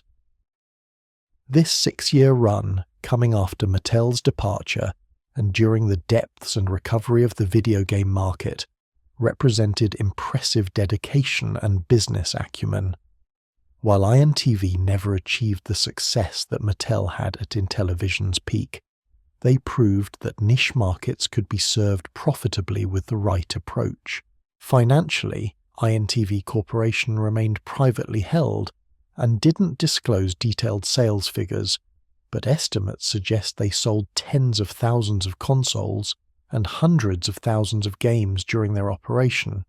These numbers were modest by industry standards, but sufficient to sustain the small company. Profit margins were likely thin, but the low overhead meant that even modest revenues could support the operation. The company demonstrated that passion and smart business practices could carve out success, even in unlikely circumstances. The relationship between INTV Corporation and the broader Intellivision community was generally positive. Fans appreciated that someone was keeping the platform alive and providing new content. INTV's staff, many of whom had worked on Intellivision at Mattel, understood and respected the fan base. They participated in early online forums and user groups, communicated openly about their plans and challenges, and generally treated Intellivision fans as valued customers rather than just consumers to be exploited. This relationship building created goodwill that extended the platform's cultural relevance beyond its commercial viability. As the 80s progressed and 16-bit consoles like the Sega Genesis and Super Nintendo emerged, Intellivision's technical limitations became increasingly apparent. Games on these newer systems offered capabilities that Intellivision couldn't match. Graphics were richer, sound was better, and gameplay possibilities had expanded dramatically. For INTV Corporation, this meant that their window of opportunity was closing. Convincing consumers to buy a console based on late 70s technology was becoming increasingly difficult, even at budget prices. By 1990, INTV Corporation's run was coming to an end. They released their final games, sold off remaining inventory, and quietly closed their operations. The Intellivision console, which had first appeared in test markets 11 years earlier, was finally done as a commercial product. The final units manufactured under INTV's watch represented the end of an era, closing a chapter that had begun with Mattel's ambitions to create intelligent television, and ending with a small company's determination to keep a beloved platform alive. The INTV Corporation era is often overlooked in video game histories, which tend to focus on the more dramatic stories of the boom and crash years. However, it represents an important lesson about business flexibility and finding sustainable models. INTV showed that even in a devastated market, opportunities could exist for companies willing to think differently and operate efficiently. They proved that platforms could have life beyond their original manufacturers if someone was willing to take on the challenge. And they demonstrated that serving existing customers and niche markets could be a viable strategy, even if it lacked the excitement of conquering mass markets. For collectors and historians today, the INTV Corporation releases represent an interesting subset of Intellivision's library. Some of these late-era games are quite rare, produced in small quantities for a limited market. The packaging often differed from original Mattel releases, using cheaper materials and simpler designs. And the games themselves sometimes showed the constraints of working with old hardware and limited budgets. But they also showed the dedication of people who believed in the platform and worked to keep it relevant as long as possible. The company also left behind documentation and materials that have proven valuable for preservation efforts. INTV worked with fans and collectors to archive development materials, technical specifications, and other resources that might otherwise have been lost. This foresight has helped modern efforts to preserve and emulate Intellivision, ensuring that future generations can experience these games even as the original hardware ages and fails. In this way, INTV's contributions extend beyond their commercial operation to include important cultural preservation work. Looking back, the INTV Corporation era represents the kind of story that appeals to those who appreciate underdogs and persistence.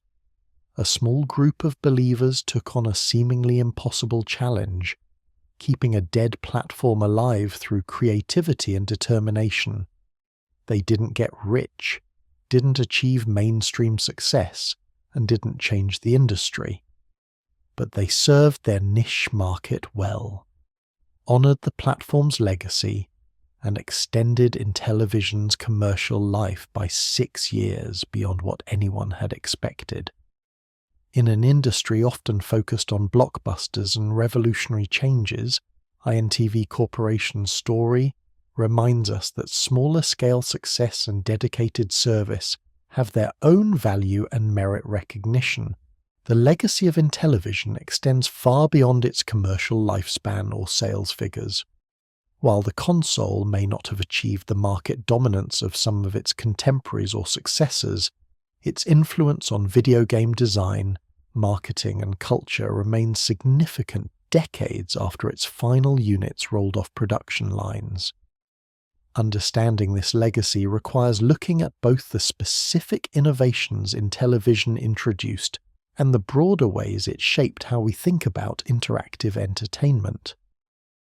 One of Intellivision's most lasting contributions was demonstrating that home console games could be sophisticated and strategic rather than just tests of reflexes. The sports games, with their playbooks and tactical options, showed that simulation and strategy could work on home consoles, not just on computers. This opened doors for future genres and game types that might not have been explored if consoles had remained focused solely on arcade-style action. Games like Madden NFL, FIFA, and countless other sports simulations trace part of their lineage back to what Mattel established with Intellivision's sports library. The controller, despite its controversies and limitations, also left a legacy. While the specific Intellivision controller design didn't become standard, it demonstrated the value of having multiple buttons and flexible inputs. Future controllers would feature increasingly complex button layouts, acknowledging that different game types benefited from different control options. The numeric keypad's ability to provide game-specific controls through overlays anticipated later innovations like the Dreamcast's Visual Memory Unit screen or the touch screens on the Nintendo DS and Switch. The idea that controllers could be more than just a stick and a button became part of gaming's DNA. Mattel's approach to marketing video games also influenced how the industry communicated with consumers. The comparative advertising, while controversial at the time, became a standard tactic in the industry. Console manufacturers and game publishers would routinely compare their products to competitors, highlighting technical advantages and exclusive features. The focus on specifications, which Mattel pioneered with their emphasis on color counts and processing power, remains a key part of how new consoles are marketed to this day. Every discussion of teraflops and polygon counts in modern console marketing echoes the debates about 16-bit processors and sprite capabilities that Intellivision helped initiate. The positioning of video games as family entertainment rather than just children's toys also owes something to Intellivision's marketing. By targeting parents and emphasizing sophistication, Mattel helped legitimize gaming as an activity for all ages. This broadening of the audience paved the way for the industry's eventual growth into the mainstream entertainment medium it is today. The idea that video games could be intelligent, educational, and worthy of adult attention didn't originate entirely with Intellivision, but the platform certainly reinforced and popularized these notions. Specific game designs from Intellivision also influenced later titles and genres. Utopia's real-time strategy mechanics predated the genre's explosion on PC by years. Advanced Dungeons & Dragons brought role-playing game concepts to home consoles in ways that would be refined but not fundamentally changed by later titles. 17. Bomber's cockpit simulation approach foreshadowed the complex flight simulators that would become popular on computers. These games weren't always the first in their genres, but they were often among the first accessible implementations on home hardware, introducing console gamers to play styles they might not have encountered otherwise. The technical innovations in Intellivision's hardware also had lasting impact. The tile-based graphics system that allowed for detailed backgrounds without consuming excessive memory became a standard approach in console design for decades. The sprite handling capabilities influenced how later systems managed multiple moving objects, and the overall architecture, with its separation of processing, graphics, and sound into specialized components, anticipated the modular approach that would characterize console design going forward. While specific implementation details changed, the principles Intellivision's engineers established remained relevant. The community that formed around Intellivision during its commercial years never entirely disappeared. As the internet emerged in the 90s, enthusiasts found each other online and began sharing memories, trading cartridges, and preserving the platform's history. This early nostalgia community became a model for retro gaming communities that would form around every classic console and computer system. The Blue Sky Rangers, the name adopted by Intellivision's original development team, remained active in the community, attending conventions, giving interviews, and helping preserve the history of their work. This engagement between creators and fans helped establish patterns for how vintage gaming communities interact and preserve their histories. Homebrew development for Intellivision represents another aspect of its legacy. Even decades after commercial production ended, programmers continue creating new games for the platform. Using modern development tools and a deeper understanding of the hardware than was available during its commercial lifespan, these homebrew developers have produced games that push Intellivision's capabilities in surprising ways. Some homebrew titles offer better graphics, more complex gameplay, or more content than commercial releases ever did. This ongoing creative engagement keeps the platform culturally alive and demonstrates the enduring appeal of retro game development. The preservation of Intellivision as part of gaming history has benefited from multiple efforts. Software emulators allow the games to be played on modern hardware, ensuring that even as original consoles fail, the library remains accessible. Collections have been released on various modern platforms, from compilation discs for PlayStation and Xbox to downloadable collections for current generation systems. These official releases, along with less official ROM archives, mean that Intellivision's library is probably more widely available now than it was during most of the console's commercial life. Museums and exhibitions focusing on video game history regularly include Intellivision in their collections and displays. The console represents an important era in gaming's evolution, a time when the medium was finding its identity and establishing conventions that would endure.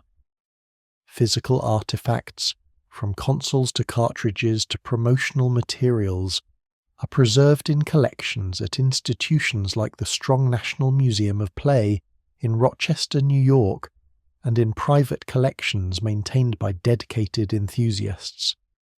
This physical preservation complements the digital preservation efforts, ensuring that future generations can understand Intellivision, not just as software, but as a tangible product of its time.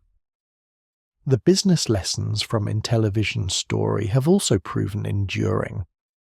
The platform's rise and fall illustrate fundamental principles about market positioning, quality control, managing growth, and recognizing market cycles.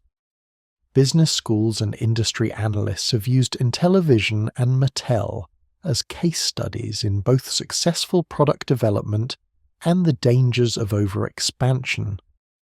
The story of the keyboard component serves as a cautionary tale about making promises before products are ready, a lesson that remains relevant as technology companies continue to announce ambitious features that may or may not materialize. For the individuals who worked on Intellivision, the platform represented a formative experience that shaped their careers. Many of the programmers, designers, and other creative staff went on to influential roles in the gaming industry. The skills they developed and the lessons they learned on Intellivision's hardware and in Mattel's environment informed their later work. Some became prominent game designers or studio heads. Others moved into related fields like computer graphics, user interface design, or entertainment software. The Blue Sky Rangers, as they called themselves, formed a network of talent that influenced gaming for decades beyond their direct work on Intellivision. The technical documentation and design materials created during Intellivision's development have become valuable historical resources. Programmers' notes, hardware specifications, marketing materials, and internal communications preserved from the era provide insights into how game development and console design worked in the early 80s. These materials are studied by historians, used by modern homebrew developers, and appreciated by fans interested in understanding the platform more deeply. The care taken to preserve these materials both by the original creators and by later preservationists ensures that future research can build on a solid documentary foundation. Intellivision's influence can also be seen in modern indie game development. The constraints that Intellivision programmers worked under, limited memory, modest processing power, small color palettes, echo the constraints that many modern indie developers choose to work within. The retro aesthetic that informs much indie game design draws partly from early console eras like Intellivision's, when creativity was necessary to overcome technical limitations. The lesson that constraints can inspire rather than limit creativity, well demonstrated by the best Intellivision games, continues to resonate with developers who reject the bigger is better philosophy of game development. The cultural nostalgia for Intellivision represents more than just fondness for old games. For many who grew up with the system, it represents memories of childhood, of time spent with family and friends, of discovering what video games could be. This emotional resonance has kept the platform relevant in popular culture, appearing in nostalgia-focused media, retro gaming content, and discussions about the golden age of gaming. The specific games may be less well remembered than some competitors' libraries, but the overall experience of Intellivision ownership left lasting impressions on a generation of gamers. Modern attempts to revive the Intellivision brand have had mixed success. Various companies have licensed the intellectual property over the years, releasing new compilations, announcing new hardware, or attempting to capitalize on nostalgia for the brand. These efforts have generally struggled to capture the magic of the original, or to find sustainable business models in a crowded retro gaming market.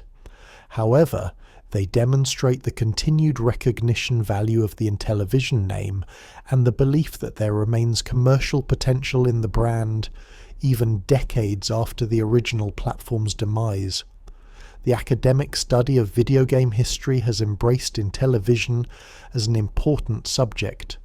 Scholars analysing the medium's development, the business of video games, or the cultural impact of interactive entertainment regularly examine Intellivision's story. The console provides rich material for understanding technology adoption, market competition, the role of marketing in shaping consumer perception, and numerous other topics. This scholarly attention ensures that Intellivision's place in history is documented and analysed, contributing to our broader understanding of how gaming evolved into the major industry it is today. Perhaps Intellivision's most important legacy is simply that it existed and succeeded for as long as it did. In a market that could easily have been dominated entirely by Atari, Intellivision proved that quality and sophistication could carve out meaningful market share. It showed that consumers would pay premium prices for superior products if the value proposition was clear. It demonstrated that innovation in both hardware and software design could come from unexpected sources, like a toy company entering the electronics market, and it proved that even when circumstances became challenging, dedicated individuals could find ways to keep valuable platforms alive and serving their communities. The story of Intellivision is ultimately one of ambition, innovation, and persistence. From the engineers who designed hardware that pushed boundaries, to the programmers who created games that expanded what consoles could do, to the marketers who positioned the platform distinctively, to the small company that kept it alive long after its corporate parent moved on, Intellivision's history is filled with people trying to do something meaningful in a new and uncertain medium. Not every effort succeeded, and the ending wasn't the triumphant one that seemed possible at the height of the boom years. But the impact was real, the innovations mattered, and the legacy endures. In the ever-changing landscape of video games, that kind of lasting influence is perhaps the highest achievement any platform can claim. And so, we come to the end of our journey through the history of Intellivision, a console that promised intelligent television and delivered experiences that shaped a generation of gamers. From its ambitious beginnings in Mattel's Electronics Division, through its golden age as the premium alternative to Atari, through the devastation of the video game crash, and into its unexpected second life under INTV Corporation, Intellivision's story contains all the elements of classic American business drama. Success and failure, innovation and compromise, vision and pragmatism, all woven together in the tale of a platform that dared to be different. As you drift towards sleep, perhaps you can imagine those early days when engineers were discovering what was possible with 16-bit processors and tile-based graphics. Picture the programmers hunched over development systems, squeezing every byte of memory to create games that would look and play better than anything consumers had seen before. See the marketing executives crafting campaigns that positioned Intellivision not as a toy, but as an investment in quality entertainment. Feel the excitement of children unwrapping an Intellivision console on a holiday morning, controllers in hand, ready to explore worlds rendered in colours more vibrant than competing systems could display. The technical achievements of Intellivision may seem modest by today's standards, but in their time they represented genuine innovation. The 16-bit processor delivering more computational power than 8-bit competitors. The graphics system capable of displaying multiple colours and detailed sprites simultaneously.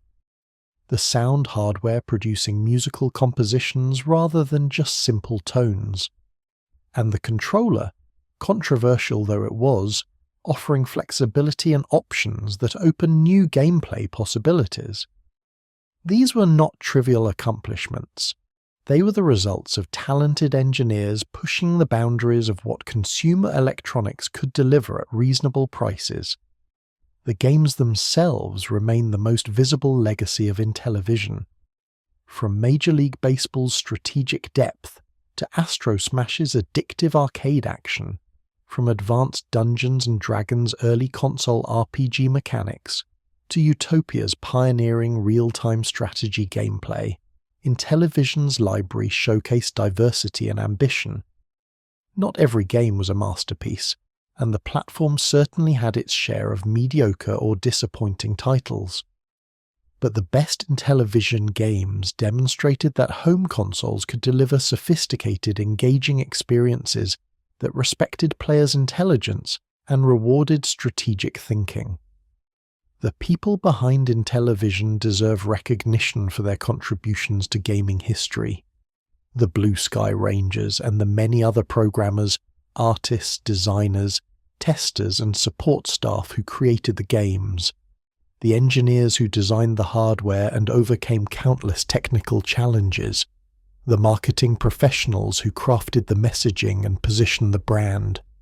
The retail staff who demonstrated the system and helped families choose games, and the fans who supported the platform with their purchases, their enthusiasm and their loyalty. Every successful platform is built by a community, and Intellivision was no exception. The challenges Intellivision faced also provide valuable lessons. The keyboard component Saga shows the dangers of promising features before they're ready for market. The video game Crash demonstrates how rapidly market conditions can change and how unsustainable growth can lead to catastrophic contractions. The competition with Atari illustrates both the benefits and limitations of premium positioning. And the INTV Corporation era teaches us about finding sustainable business models in difficult markets. These lessons remain relevant for anyone working in technology, entertainment, or consumer products. If Intellivision were being designed today with modern technology, what might it look like? Perhaps it would have high-definition graphics, online connectivity, and motion controls. Or maybe it would embrace its retro aesthetic, offering pixel art graphics and chiptune soundtracks, while adding modern conveniences like save states and achievement tracking. But in some fundamental ways, a modern Intellivision would likely still emphasize the values that define the original: quality over quantity, sophistication over simplicity, strategy over pure reflexes, and innovation over imitation.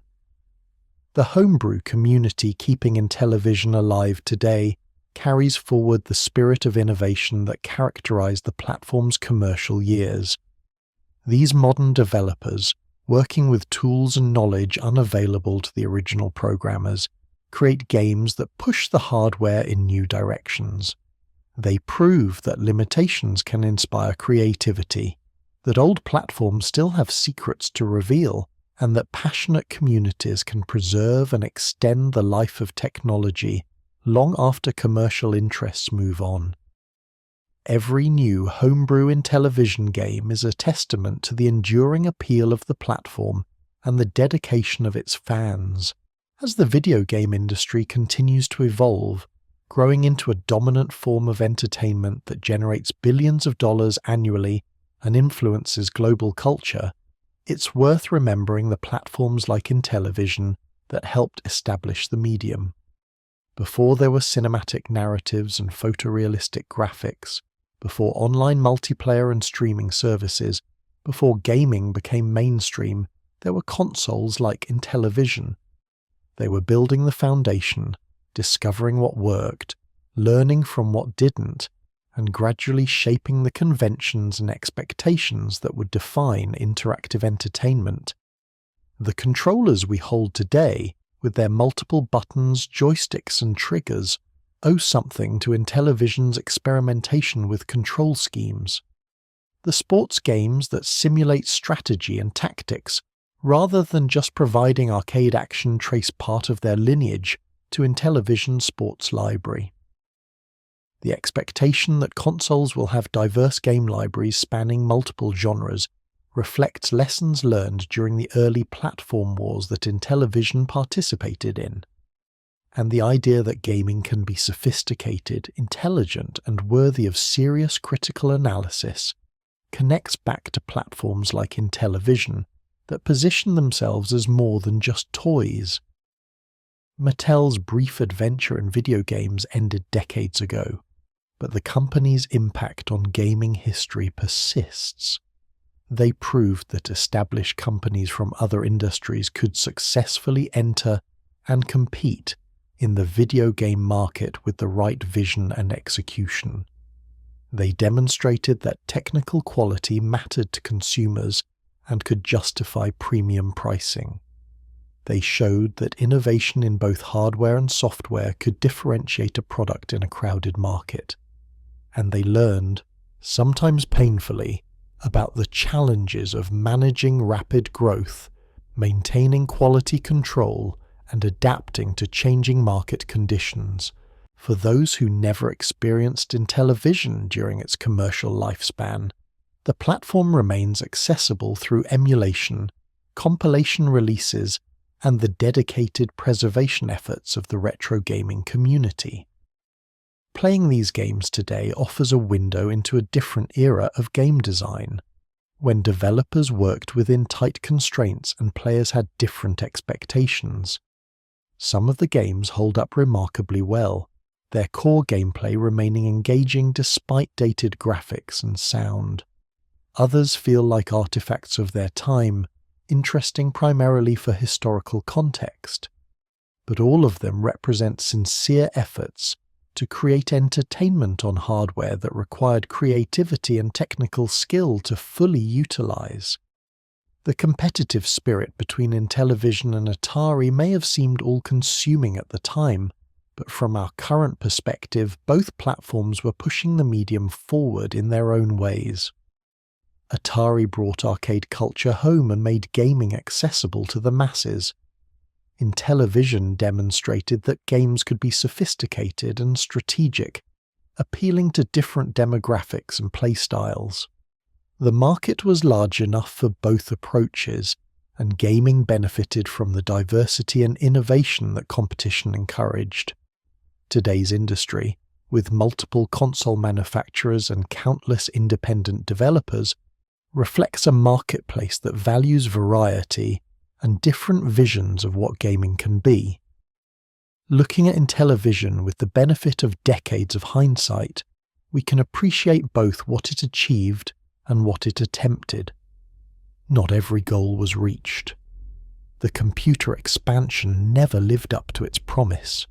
The video game crash cut short what might have been years of additional commercial success, and some innovative features, like the voice synthesis module, never achieved widespread adoption. But ambition shouldn't be judged solely by whether every goal is met. Sometimes the attempt itself matters, the willingness to try something different, to push boundaries, to imagine possibilities that others dismiss. As you settle into rest tonight, perhaps you can appreciate the quiet heroism of those who worked on Intellivision. They weren't curing diseases or solving global crises, but they were creating joy, building entertainment, and exploring the possibilities of a new medium. The programmers who spent countless hours optimizing code to squeeze better performance from limited hardware. The artist who painted pixel by pixel to create sprites that would come alive on screen. The designers who thought through gameplay systems and balanced challenge with accessibility. The writers who crafted backstories for simple games, adding narrative depth to abstract concepts. All of them contributing to a platform that brought happiness to millions.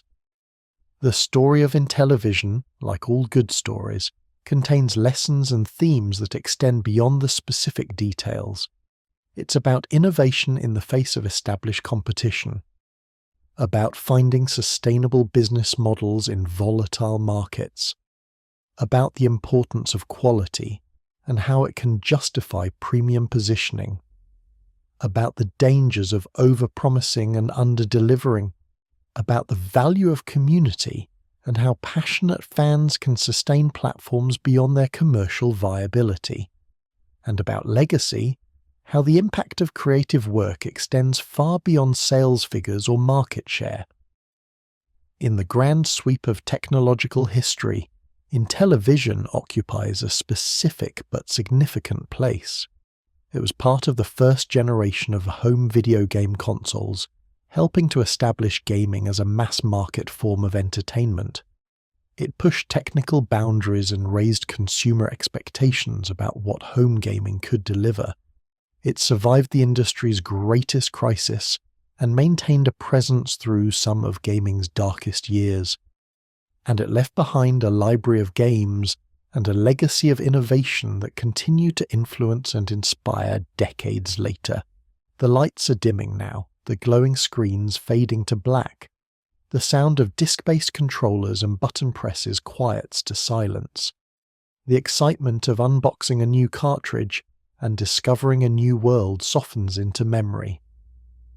Intellivision's commercial story ended long ago, but its influence ripples forward through time, touching every sports game that lets you call plays, every strategy game that rewards planning, every console that pushes technical boundaries in service of better gameplay. As sleep approaches, carrying you gently toward dreams, perhaps you'll visit those pixelated worlds for a moment, running virtual bases in Major League Baseball, defending Earth in Space Armada, navigating dungeons in Advanced Dungeons and Dragons, or managing an island in Utopia. These simple games, created decades ago on hardware that would be considered laughably primitive today, still contain something vital. The spark of human creativity, the joy of play, the satisfaction of mastering a challenge, the pure fun of interactive entertainment. Thank you for joining me on this journey through the complete history of Intellivision. From Mattel's ambitious vision to INTV Corporation's dedicated service, from technical innovations to market challenges, from peak success to the depths of the crash and beyond, we've explored the full arc of a platform that helped define an industry. The console may be long discontinued, but its spirit lives on in every game that treats players as intelligent people capable of appreciating depth and sophistication. Now rest your eyes, quiet your thoughts, and let the gentle nostalgia of gaming's early days carry you towards sleep. The Intellivision master component sits powered down, its work complete, its legacy secure. The controllers rest in their holders, ready for the next player, even if that player exists now only in memory and preservation. And somewhere, in the digital archives and physical collections that preserve our gaming heritage, Intellivision endures, intelligent television waiting patiently for anyone curious enough to discover what made it special. Sweet dreams, fellow traveller through computing history. May your rest be peaceful, your dreams be vivid, and your appreciation for those who built our digital past run deep. The story of Intellivision is complete, but the stories of countless other platforms, innovations, and technological adventures await. For now, though, simply rest. The history will be here when you wake. Good night.